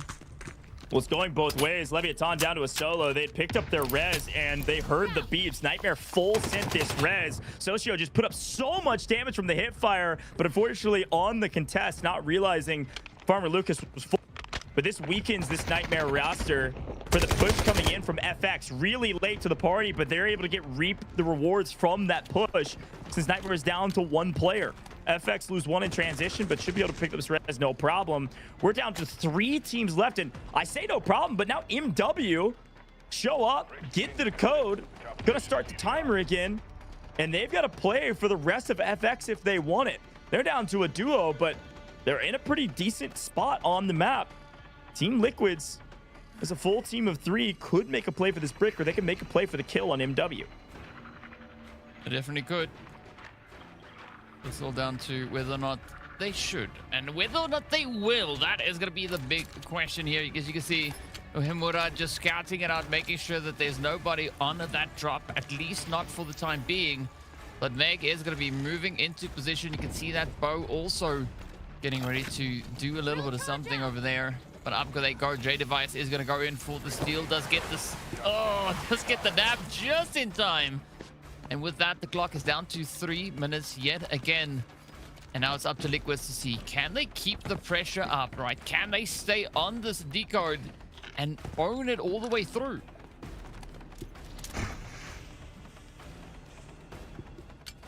Now that they have control, and NW is down to a duo. Team Liquids just need to play patient here. They're playing from storage containers, shipping containers rather, on the right. I don't love that position. It's kind of difficult to hold the decoding station itself, but it does give you a decent amount of presence over the top. So a couple players running into transition. I mean, if there's smokes, FX should be able to get to the decoding station. And I don't know that Team Liquids, or Liquids rather, will be able to stop them. Now, what could stop them is a well-placed arrow. Headshot across the bow. Everything changes if Meg hits that shot. For now, all the teams are slowing way down, waiting on each other. It's only 3 of them, though. Yeah, well, with only 3 teams in here, still a lot that can happen, as you can see. Puppy just sending out a quick cheeky arrow there, just trying to make sure that the coast is all clear. We still have 1 minute and 30 seconds left on the clock to keep possession of that mantle break. And of course, as we get closer and closer to the end of this round, they're gonna have to try and keep it in sync with that match clock as well, right? You can't have that have less time than what the decode is gonna take to happen and take place. But now up they come. It is gonna be the side of FX starting to push up ramp, coming into the alley. Watch out for Meg though. Up comes Jade. 3 squads trying to make a play for this mantle break, and FX is gonna get their hands on it. Yeah. There we go. 1 more changeover. 2.5 minutes on the clock. And exactly half of the match time that we have for them to play through this. I mean, this is exactly what I was talking about. I just don't love the shipping containers on the right. I don't think Liquids technically have a better position to play from just because MW made it inside first and FX are on ramp, but you just don't have vision of the decoding station itself. So once they smoke and ran across, unless you got really lucky with your shots, you're not going to be able to hold from there. With that, though, Liquids also lost a player, so they're going to go ahead and start a revive. And I love that you brought up the game clock, because this will be the first time we're seeing this actually matter in the Americas region. The next steal resets to 2 minutes, and our game clock's at 4.5, or a little bit less. We truly are starting to run out of daylight here if we want to get the brick at all. So they're going to have to unlock that extra level of efficiency if they want to secure the brick and steal it away from the side here of FX. But I like the spread that FX is going for here. Up comes Pildora, though. Big distraction there on the side of FX, and this is exactly what they need to use to try and capitalize upon. You got to watch out for Meg. Is going to be waiting in the wing there as Pildora quickly just pulls back. Now J-Device is going to be looking to move up yet again. Loud Pildora going to try and just control the mantle break for the time being. And I mean, that would be golden for it, right? They need the points, and this would be an epic step up from them. But let's see whether or not that is going to be on the cards for them. Next steal is going to be our minimum timer of 90 seconds. J-Device utilizing their Tempest ult to re-steal this. 90 seconds on the clock. A little over 3 minutes to go. Everybody waiting for their Tempest cooldowns. It looks like Pildora may try to make a play here. Again, MW, the only team that's a duo. FX playing really passive right now from ramp. And now they're going for the smoke and run. Now that Tamiyoza does have Tempest ult off cooldown. Here's the move. Needs to get there, but Liquid's this time going to try to barrel stuff them at the line. They get all the way to the decoding station. They knew what their error was last time. The error last time was, we can't see the decoding station. How do you see the decoding station? You sit on it. They push up a much better position. MW looking over their heads right now. Do need to be careful about the backside. If they get pinched here, yes, a better position to hold the line, but also an easier position for MW to make a big play. Fernandez actually helping out a little bit while his teammates hurts them. Fernandez will be looking over the top of Liquids. Should see MW peek this door in a second. With one player down for Liquids, and there's no chance of them getting that res. Poppy might be in a bit of trouble. Meg gonna have to be the hero. They don't know that he's on the decoding station, or at least what side. Tamiyoza does find one member of Loud. There it is. Liquid's in trouble. It's got to be Poppy by himself. Losing a ton of life to the util, and Pildora will clean him up. Liquids go down. Decoding interrupted. 90 seconds on the clock, and FX last on the map. Sometimes, and in the storybooks, the tortoise wins the race. The slowest to the brick gets paid. They walk their way to the finish line. They'll get the mantle brick, and that's about it. You know what's crazy to think of? FX started off this match, or this round rather, with 9 points. Just 9. That's how much they had. Right now they have 22 in the bag here, and things are looking pretty good for them, of course. Now just doing a little bit of that due diligence, making sure that there's absolutely nobody here as we take the scenic route through the building there of the centrifuge. And I mean, so far it's looking pretty decent, right? Nobody is going to come around any corner, but they don't know that, so they are going to keep watch here. Of course, just patiently waiting for that mantle brick to decode itself. But here we go, a quick look back at how everything unraveled and unfolded. Back to the 2-minute mark of the game, and Poppy just trying to get the hits, and this is where chaos ensued, right? Absolutely hard hitting, just making it so tough. And of course, it is going to be that Tempest drill charge, just making it so difficult for him to defend himself. Well, unfortunately, too, it looked like Poppy had a ton of info of where FX was, had no idea where that last remaining player for MW was. And the last player from MW was right in front of his face, and he was looking at other things. Didn't see him peek in the corner. And I think our last MW member was kind of astonished as well. I was like, there's a guy on the ground there? All right, well, that's a freebie. And picks him up. And then FX were able to clean up the rest of the map. Final seconds here, they'll throw whatever they can into the safe box and won't even hardly get anything because they were too worried about a rat spoiling their day, and at least just trying to make sure that nobody got the brick by either stealing it or taking them down. So they play slow, they play patient. And again, the tortoise wins the race every once in a while here with Delta Force. So good job from FX. They're going to be near the top of the leaderboard, up with Spacestation Gaming, who was 1 second away from closing it out in 4 today.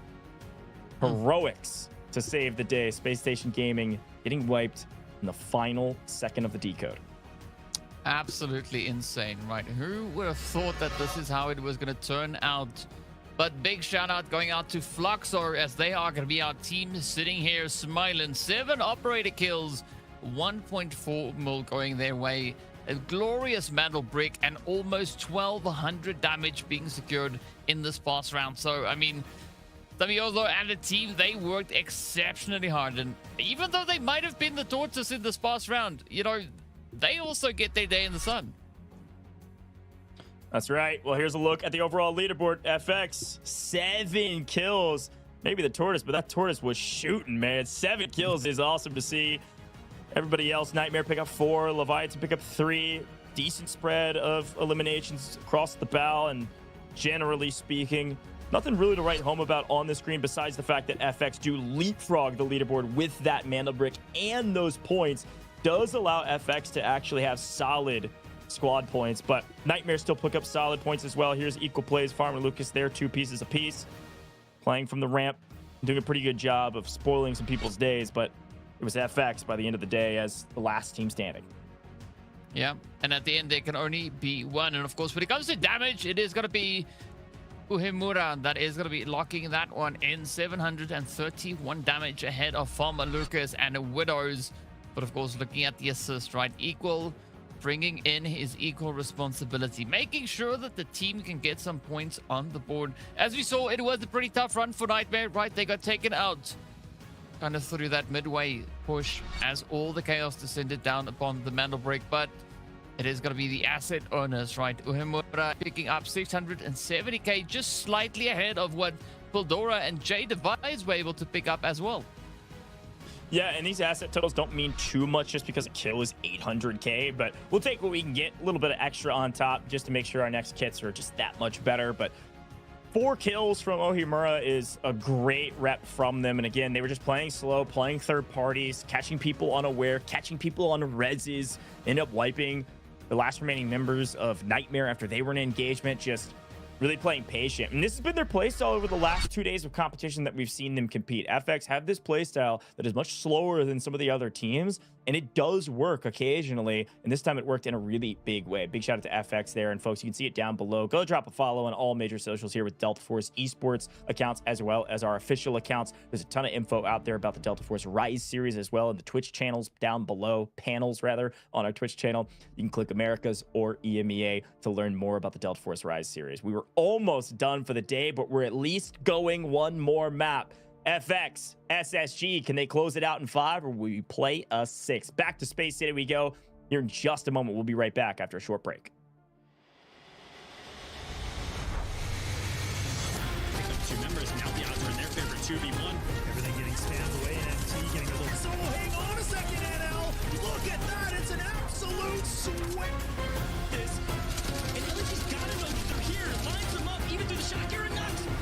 For the last remaining 3 BOV, they find 2 instant knocks. The Helm's going to be hopping off that.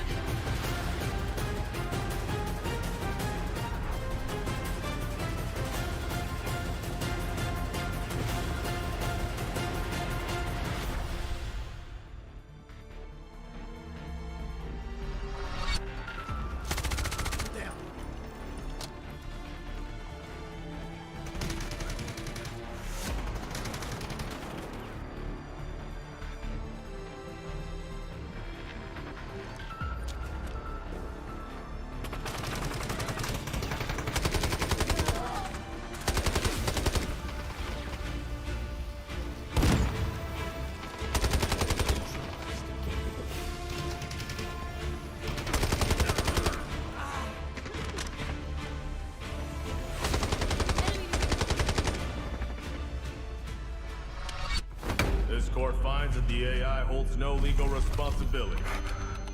But the data, this doesn't add up. Just do what the AI says. Priority. Protect company assets. Valve closed. You destroyed our home! That dream again. Gabriel Mercier, codename N2, role engineer. As a former nuclear facility engineer, N2 was removed from his position following a major incident that escalated into legal proceedings.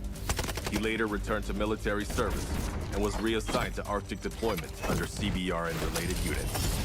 With the originally designated technical specialist unable to fulfill operational requirements, and following assessment review, N2 has been approved as a replacement operator for the subsequent operation.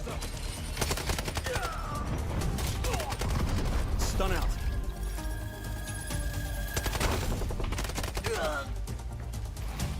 Throwing stun. Stun hit.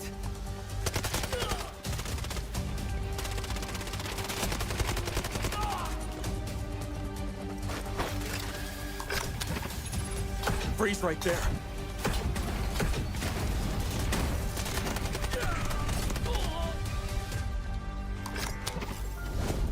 It's getting cold.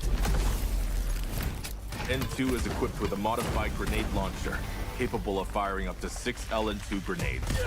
Upon impact, each round detonates and releases a burst of cryogenic gas, dealing area damage and significantly impairing enemy mobility. Sustained hits can fully immobilize targets through extreme low temperature exposure.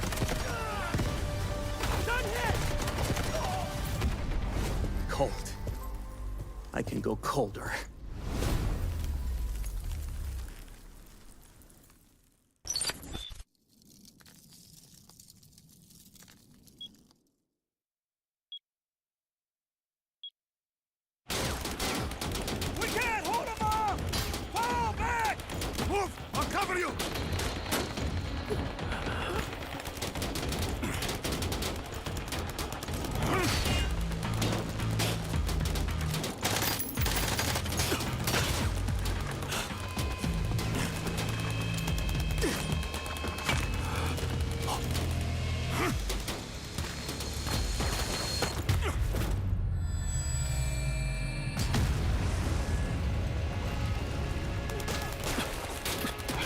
I'll get you out of here.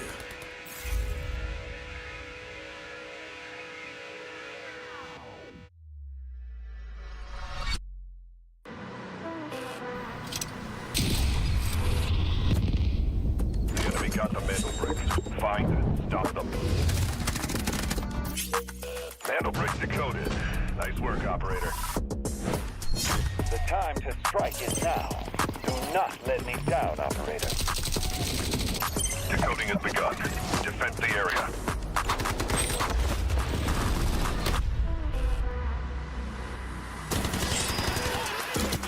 Is about to take the first brick of the tournament, and they're going to do it! What goes around, comes around. Oh, I'm not gonna do very much. Though. You get barrel stuff. Skydie is getting aggressive. See what I did there? You ain't seen nothing yet. Let's knock them off their feet. There we go. Much damage, and there it is.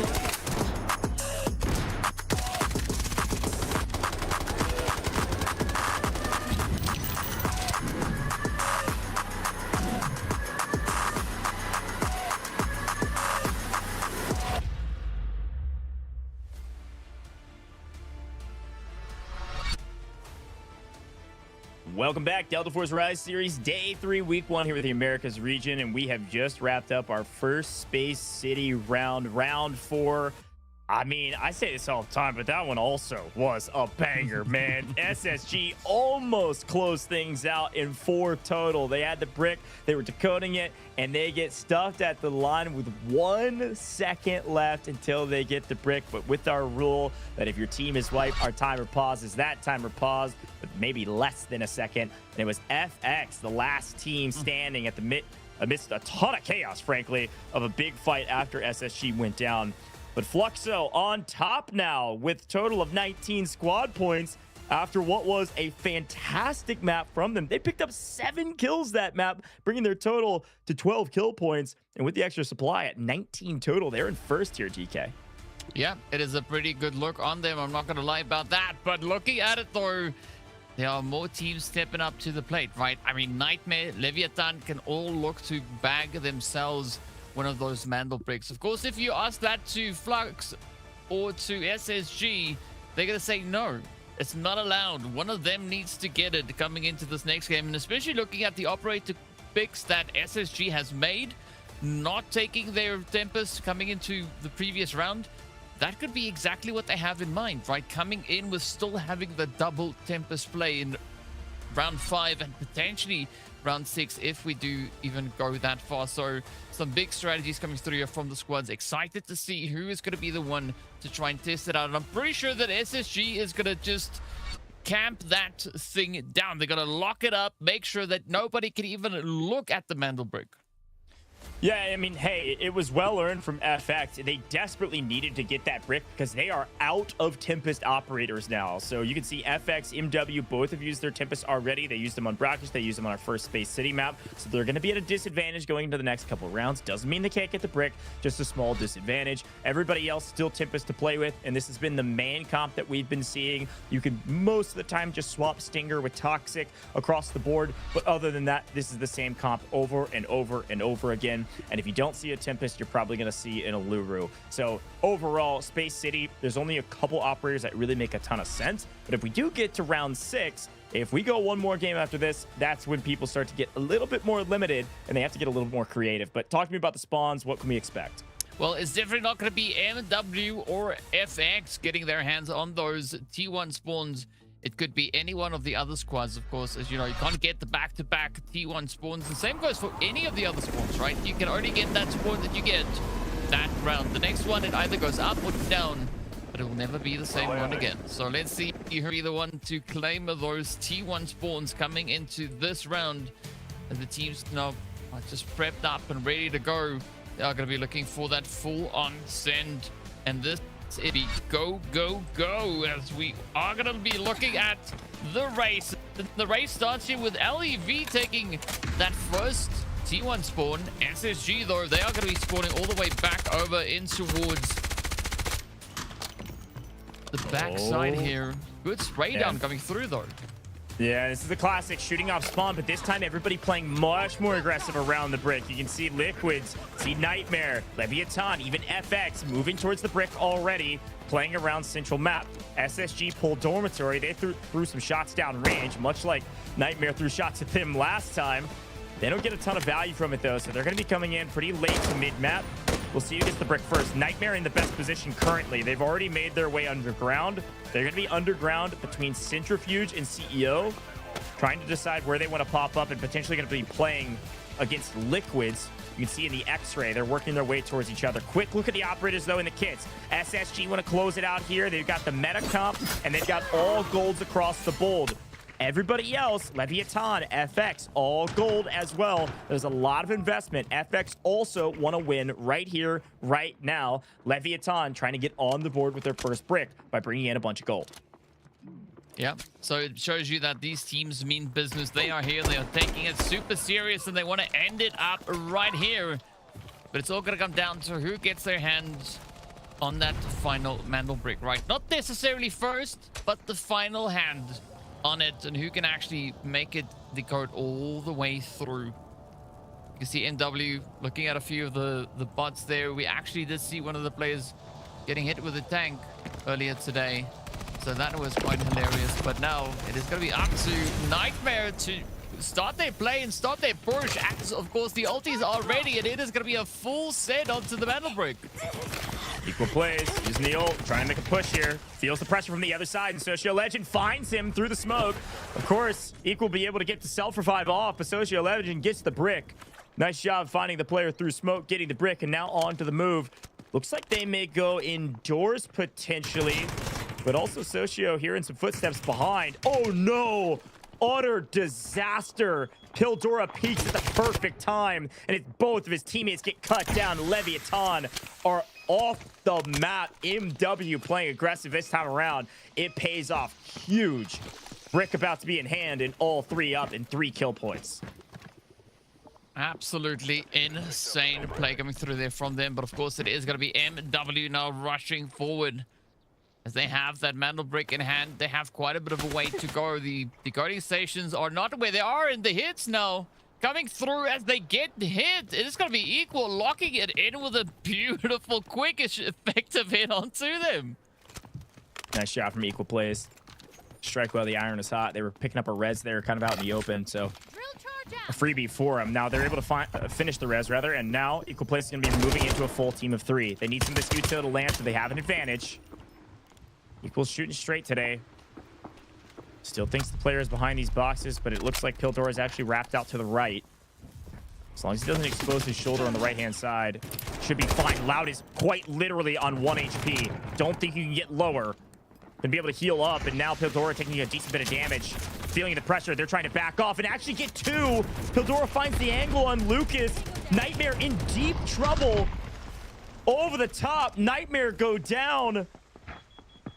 What on earth? DW a solo, and they are full wiped.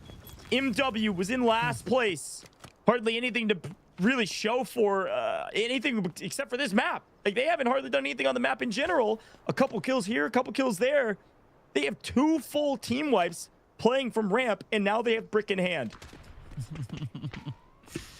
Absolute boss level play going through from them, but of course they still have quite a long way to go, as SSG is going to be waiting just up ahead of them. Of course, still 2 others also in this round. It is going to be Liquids and FX holding on that far southern position. But I'm curious to see what the approach is going to be from both SSG as well as FX, right? As we know, both those teams had the mantle brick already decoded. So if any one of those get the play here onto MW, will definitely help them end up the day quickly. But again, you can see SSG now just scanning, looking over onto the opposite ramp.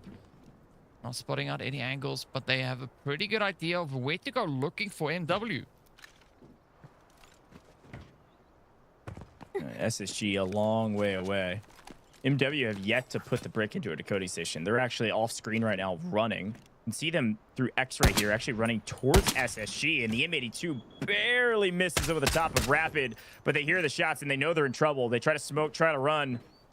And it doesn't look like SSG are able to hit their shots. Now pay attention. Top middle of your screen. There is a timer. That is not the decode. MW still have it in hand. If they don't put it in a decoding station in the next 90 seconds, it will go back to spawn. Killzall getting really aggressive, playing up front. Still hasn't popped his Tim pistol. With one down, could be an opportunity to play really aggressive here, especially when they get the cleanup. They're going to slow down for a second and make sure that they can reload and play for the fight. Here they go now. Killzall, smelling that blood in the water. He's going to go hunt down his opponents. Got nothing to lose with Tim pistol up. Oh, just grab the brick. Yeah. We don't care about kills. Thank you very much. Got to get to a decoding station in 70 seconds, though. Let's make a move. Yeah. Pick up those knees, lift them high, and get that mantle break to safety. It does seem like they're for that northern decoding station. Yep. And nobody is even close to that. So this could be a great play coming through from the side of SSG. I've not seen this decoding station being played just yet. So this is going to be a first for me as well.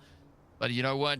SSG, they are up for the challenge. They are up to be tested. And I mean, FX already starting to wrap around, heading through the hoist room as they try to get themselves all the way over to contest this decoding.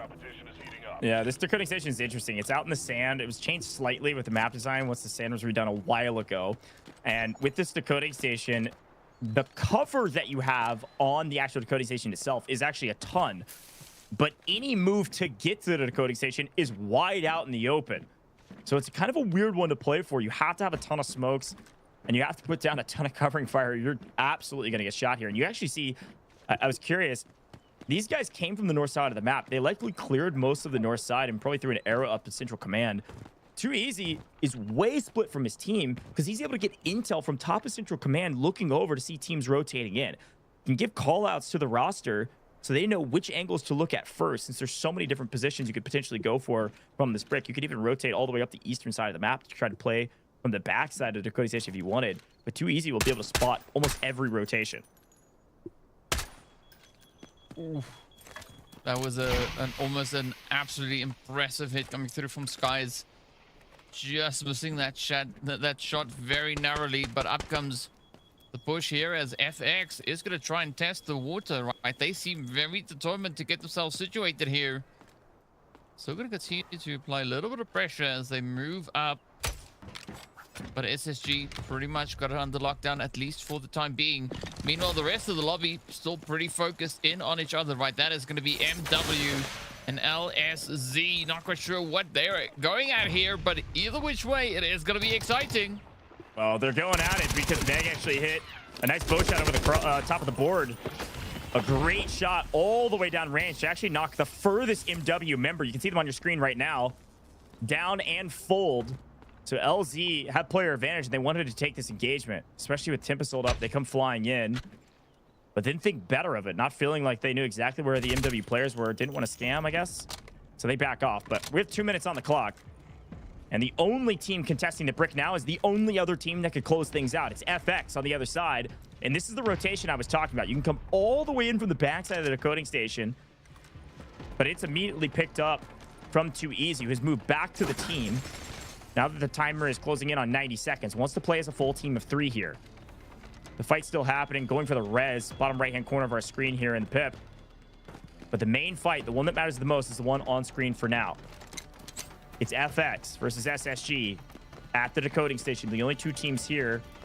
And Team Liquids have backed away from MW because they want to come play for the brick as well. So here comes Team Purple. Liquids gonna try to make a move. They're coming in a little late. Only about 60 seconds for them to make a play. SSG feel the pressure from both sides. Well, let's see how they are going to look to kind of pace themselves through this one. So far, they look pretty confident, pretty comfortable. Just under a minute remaining on the clock, so it's all going to be go, go, go. As we do see Liquids are starting to move up. Just pulling up in towards the top side there. Coming into the Central Command building. Fernandez also is going to be peeking the angles here. So a big shift of focus coming through from the lobby. Not quite sure if they're going to be able to make it over to this floor in time, but they are going to try. Here comes FX. Fernandez getting really aggressive. He's going to have to gun down Easy first. Easy feels the pressure and backs all the way up to the decoding station. He knows the best he can do right now. Don't die. Sit on the decoding station and stop this Tempest. Oh, wait, it's FX. They don't have a Tempest. It's just about gunning down your opponent. Too easy. Still on Brick. Killzall holding the long angle. 9 seconds on the clock, and Killzall's killing everybody. Here comes Liquids. They've got a Tempest going for a steal. 4 seconds. 3 seconds. 2. SSG have held the line yet again. SSG will win the match. They will be perfect throughout the course of the group stages. 10 points yet again. And they're going to get as many kills as they can to assuredly rack up a couple $50 here, a couple $50 there. And continue to add more salt to the wound of all their opponents. Nobody can stop Space Station Gaming. Oh, again, another absolutely impressive performance coming through here from Killzall. Just so on the money, but he is not done yet as he continues to clean up the layer. I mean, it's just not even close.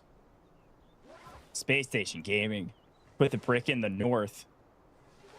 And without that match point notification that we used to have, I really like this change.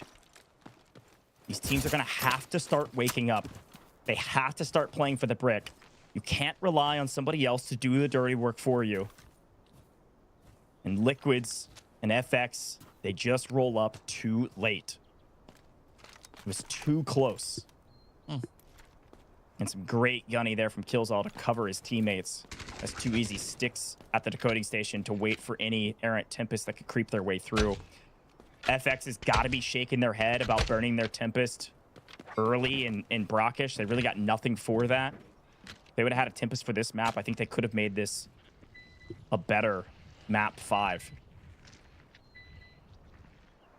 And they're going to get the res too? There's no way. I mean, they got to look to capitalize. Yeah, I mean, DK, we got to talk about points right now, right? We know the top 2 teams, but it's anybody's game still around MW, Leviathan, Nightmare, Liquids. Like, if MW and Liquids don't extract here, you can still see Leviathan get 3rd. Yeah. No, 100%, right? They could definitely do that. So, ooh, Liquids, though. They're going to be coming in a bit hard here, but I mean, it's not going to matter all too much what happens to SSG right here. If they go down now, it's okay. They have gotten that second brick. They have double brick the body, so they are going to be feeling quite comfortable about it. But JDevice still going to continue to try. Got to watch out for Meg, though, coming in with the off-angle hits, though. Oh, the send is there. I like this bold push coming through from LSD, right? They need the points. And Liquids, this could be their opportunity to find it, even though it might potentially be at the expense of SSG. But if it's up to SSG, they're going to try and deny them every single point they get, because in doing so, it ensures a stronger finish for SSG on the overall scores. Yeah, right now, they get first no matter what. They get 10 points. Any kills that SSG get right now, the only thing that they care about is just an extra $50. I mean, they've gotten everything they want and more, and they're actually going to get it. JDevice goes down. Killzall looking to clean that kill up if he can. Meg holding. Killzall at bay potentially. Oh, sees it. Arrow connects. But he's on Tempest ult, so he's going to go all the way back. It's up to Megalith to land these shots, as somehow we've allowed Space Station Gaming to get a full res, fully restabilize. And the only team of 3 that's left on the map is MW. Now, the good news for MW fans is, remember, they picked up 2 full team wipes earlier in this map. Talk about a huge comeback, as unfortunately Meg goes down. Liquids are out of here. You can see how close it is at the bottom of our leaderboard. Getting 0 points on your second match day. This is day 3 of week 1, but the second match day for these teams, it's got to be extremely frustrating. So MW actually in a really good spot to get 3rd, which is huge for them, because you got to remember, DK, they got last in the first rep in their first match day. So any points here is massive. Yeah, definitely is, right? They have to try and secure anything and everything that they can find here. And really for MW, I mean, sitting in 3rd place right now, especially if they are able to confirm a few more hits, is going to set them up quite well. And I mean, SSG, you said they don't necessarily have to worry about getting kill points right? They don't have to do anything other than just finishing up this round. But I think still focusing on kills, making sure that you just keep on tallying them up. If there later comes a situation where we are into tiebreakers, kill points could potentially maybe be a thing, right? All of those help stack up the squad points. So I think the more points they are able to find here is going to work for them regardless of how they get those. And of course, now adding Puldora to the mix definitely helps drive that point home. And already SSG, they're sitting on 8 kills. Killzilla got 6 so far. Killzilla. I like Killzilla. I think he needs to change his name to that. That's actually super apt. MW, again, super smart. They send one player out of the map. I believe via test workshop, no bag, if I saw that correctly. So this is a great play from them. Again, just protecting loot value. They've done a ton of work on this map already. 6 kills in total. Just talking about that. So if Loud can also get this res and maybe they play for a couple kills on SSG, like they could easily get third. Go from bottom of the leaderboard to third is a huge jump. Something else worth mentioning, DK, while we have a second, because this is over, right? SSG already won, is winning faster, winning in map 5 or double bricking map 4, you're actually preventing teams from getting points. Yeah. Because anytime a team gets a mantle brick at all, that's an extra point. So winning this fast was a huge win for SSG because they put up another 10 points. So they're at 20. They're at a perfect 20. But also teams like MW, LEVIATAN, Nightmare, who are all very good teams, don't get a brick and they don't get a point. Too easy. Another 50 bucks to his name. MW swinging around the corner trying to get something for their efforts. They go down. They get one player out. And maybe it's a spoiler. Maybe it's not. I see the planes.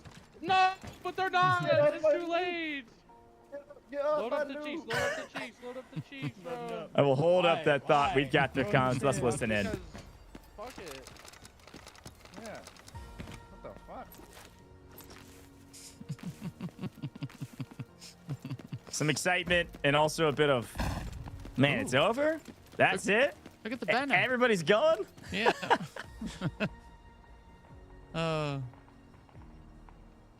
I mean, what an epic finish it is coming through, right?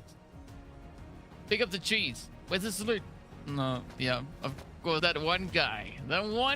Everybody's saluting and too easy. He's like, nah, not yet. And off they go. Game, set, match. Skies and everybody here over in SSG finishing strong yet again. Absolutely brilliant play coming through here from them. And I like what you were saying about the team finishing early, right? If they are able to wrap the match up round about round 4, round 5, it does amazing things for them on the leaderboard, but it makes it really tough for the opposing sides. Yeah, again, closing early just prevents more points from your opponents in this group match. And so, yesterday and the day before, like we saw games go to 6 in game 7 because that allowed a lot of teams to get a bunch of bricks. And so that's a big point, kind of gathering point for a lot of these rosters to find that extra point here, extra point there. That could be the difference. But SSG are the best team today and arguably the best team in the entire Americas region. They pick up 10 kills in this last match. They put up 2,100 damage and they get the mantle brick. A huge swing, $500 spread out between these gentlemen just from the kills they pick up on the map. But another 10 group stage points means they are primed and in position to skip the survivor stage if things can continue to go this way. I still tip my hat to FX, who at least played for the brick that round. They just didn't have a Tempest to utilize, so it's really difficult to get the steal against a Spacestation Gaming that was so set up and prepared for the fight. And then MW, they did what they needed to do. 6 kills on that map should push them up the leaderboard. Maybe not all the way to 3rd place, but at least within contention and maybe at least getting some points since they struggled in their last match day. But take me through these, DK. Kills, I'll pick up 6 as a solo. Wow. Yeah, I mean, bro's been cooking, right? That's why I called him Killzilla there for a second, because he's just been heating it up. You can see the damage also looking pretty sweet there as well. 1,200 damage coming his way. We do see Meg again with the bow, though. You got to give a shout out to Meg, doing some phenomenal things out there. Yet again, major pain in the side for quite a few of the players here. But at the end of the day, it is going to be the top assisters helping to make things happen. MW, I think they brought in a performance here today, right? Yes, they didn't get their hands on a Mandel Break, but they bounced back considerably. Look at this. The assets also that they were able to bag here. You see Rapid and Poldora coming through looking pretty strong. That puts them on at least 2.4 mil coming in off the back of just this round. So, I mean, pretty strong things happening for them. And I think MW can be proud, right? Because they now have points on the board as well. Yeah, that's exactly right. MVP was kills, although the Beast, yet again, 6 kills, almost 1,200 damage, and $1 million in assets gained just from Safebox. Well done from Spacestation Gaming to continue to prove why they are on paper the best team here. Really well done from the Beast and the entire team to stay composed amidst the chaos. Nice strategies across the board. Skipping Tempest in the last round. Playing Tempest in this one. Getting the brick. Stealing it away. Running away from MW and putting it at a decoding station that was going to be really difficult for everybody else to get to. And everybody else just moving too dang slow. Well, we've got an interview ready with the Beast yet again. Let's bring him in. Spacestation Gaming got more to say after winning their second match. And Killzall, the GOAT, you guys are perfect throughout the course of the group stages. I know this was expected. We just talked to you about it, but how did today feel? It looked easy. It feels good because we were playing terrible and we still got 2 breaks, so it's nice. That last round was really good. I felt insane on it. Yeah, I wanted a quick follow-up about that. How does it feel in that last round to be able to hold over the top of your teammates? You read the pushes perfectly. Everybody else came in slow, but it was the perfect hold so that nobody could steal and you guys secure the brick. Yeah, I was actually telling Skies to bait us because he was in a pretty good spot on the cars. Unfortunately, he got mollied, so he had to smoke himself, and then I mean, it happened. I mean, everyone just died. Speaking about a witch though, right? You said everybody just died, right? At some point, I called you Killzilla. I think that might be the start of something, right? Because currently you're Killzall, right? And you're already doing all the things you're doing now, but I think at some point, don't really do it. But at some point, Killzilla could be a nice eventual upgrade coming through, right? It's just you're getting into that level of evolution on the battlefield, making it really tough for the competition. What are your thoughts on that? I like it. I didn't even come up with the nickname The Beast. Everybody just keeps giving me nicknames. I'll take them. You could call me anything you want.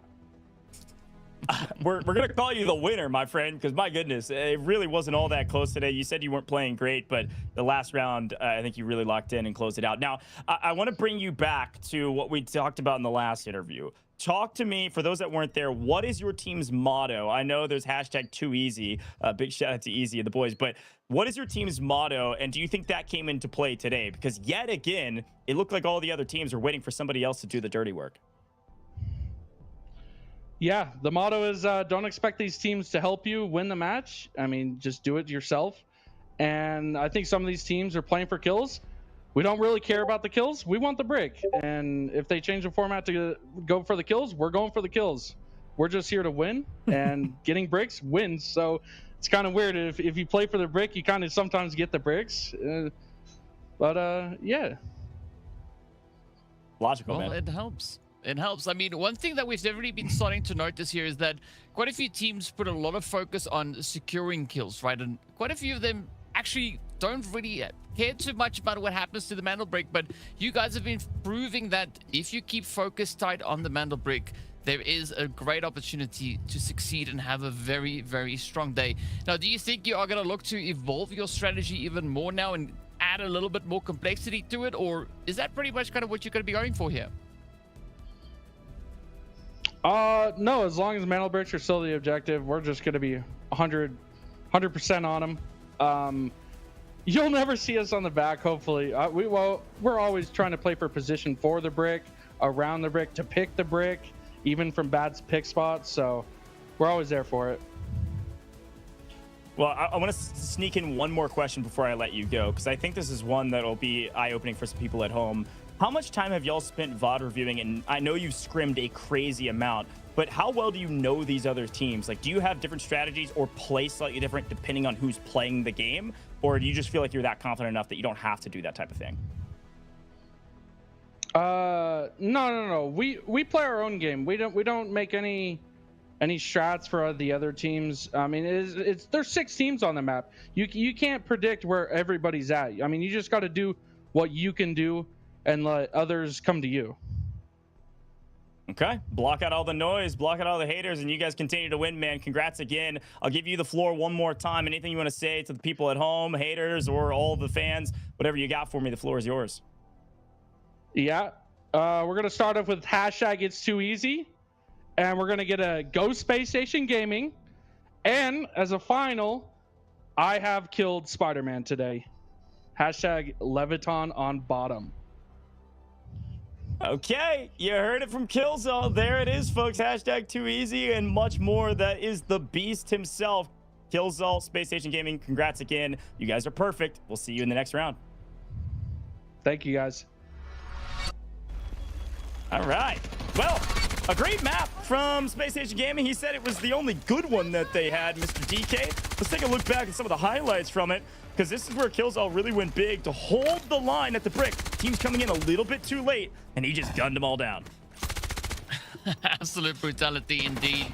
I mean, so much happening all over the place here, and I mean, this is just that crazy consistency, right? I mean, just locking in, and I think the weapon choice here was also pretty good, right? The fire rate, just exceptional, just absolutely accurate, and of course, wow, they do drive home 30 squad points. A very strong finish here today. This is unbelievable to see. I'm looking at third place, frankly. We knew it was going to be Spacestation Gaming and Fluxo in second, but third goes to Leviathan because, yes, they tied in squad points. First tiebreaker is kills.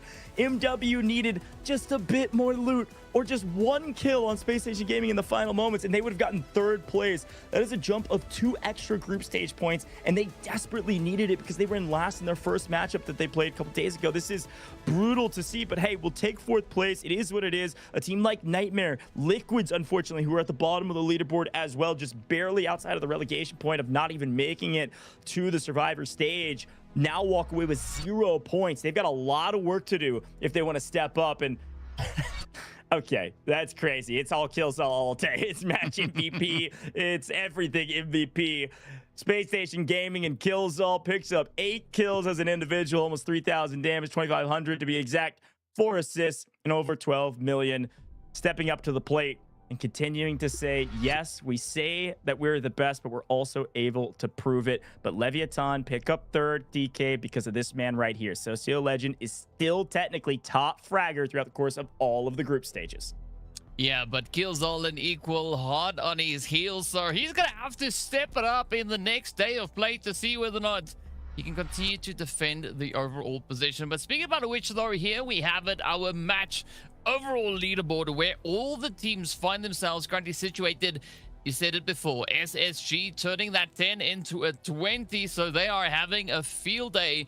But of course, this is where Leviathan are going to be having a pretty decent jump up as well, right? They've gone from 4th place up into 2nd. Yeah, exactly. Leviathan picking up 3rd there was gigantic for their overall point totals. Now, you also see, of course, Spacestation Gaming at 20 points, which is ridiculous, and everybody else way behind them. But you got to remember, some of these teams, like Team Nadeshot, for instance, they won their group stage. They haven't played their second match. The way these weeks work is that each weekend, when we play 3 total days of competition, there will be a couple groups that play twice and then a couple groups that only play once. So Team Nadeshot is one of those groups that only played once, which is the reason you don't see them any further up. You do see, like you mentioned, FX as well have moving up the leaderboard because they got 2nd place there. They move up to 9 total points. But this continues to go to show what I was talking about before. Mandel bricks do truly matter. That is an extra point. So if you can close out early, you're actually preventing a lot of points from some of the other teams that they could be able to pick up. Nightmare, even though they had a frustrating day today, still find themselves in 5th overall on our group stage graphic and bracket. Standings. Moving into our bracket, there's still a lot of work to do in the group stages, but this is the beginning of what could be a really strong start for Spacestation Gaming. I don't know if they're going to keep up this pace or not, but Killzall said they could go perfect 60. We'll see. Yeah, I mean, but I think also MW is a team worth a shout here, right? Because they've been able to climb all the way from that 12th place up into 8th. So good moves coming through, finding themselves well out of that relegation zone. But the big thing that is going to be coming up next is going to be July 17th. Group B and D are going to be stepping onto the battlefield to show us what they've got and who is going to be trying to go knocking on some doors with regards to those overall rankings. Yep, we've got a great schedule ahead of us. And folks, we have somehow, some way already wrapped up all of week 1. DK, you did all the shows. It was a ton of fun watching you. I do want to remind everybody at home, though, that they need to drop a follow on all major socials here at Delta Force, including those official esports account. Delta Force Game Official, of course, is where you can find all of the info around the game and the season updates. But they also have esports accounts here with the Delta Force Rise series, so you can stay up to date on that. And those Twitch panels down below on the Twitch channel are a great resource. You can learn more about the Rise series, how it all works, where the teams are at, their standings. Got a full dedicated website. Definitely go check that out. But DK, final words for week 1, man. Casted over 6 total matches. How's that feel, and what are you looking forward to? Firstly, it feels pretty damn epic. These teams have been bringing so much onto the battlefield, and as I said before, this is only the start. It's only the first weekend.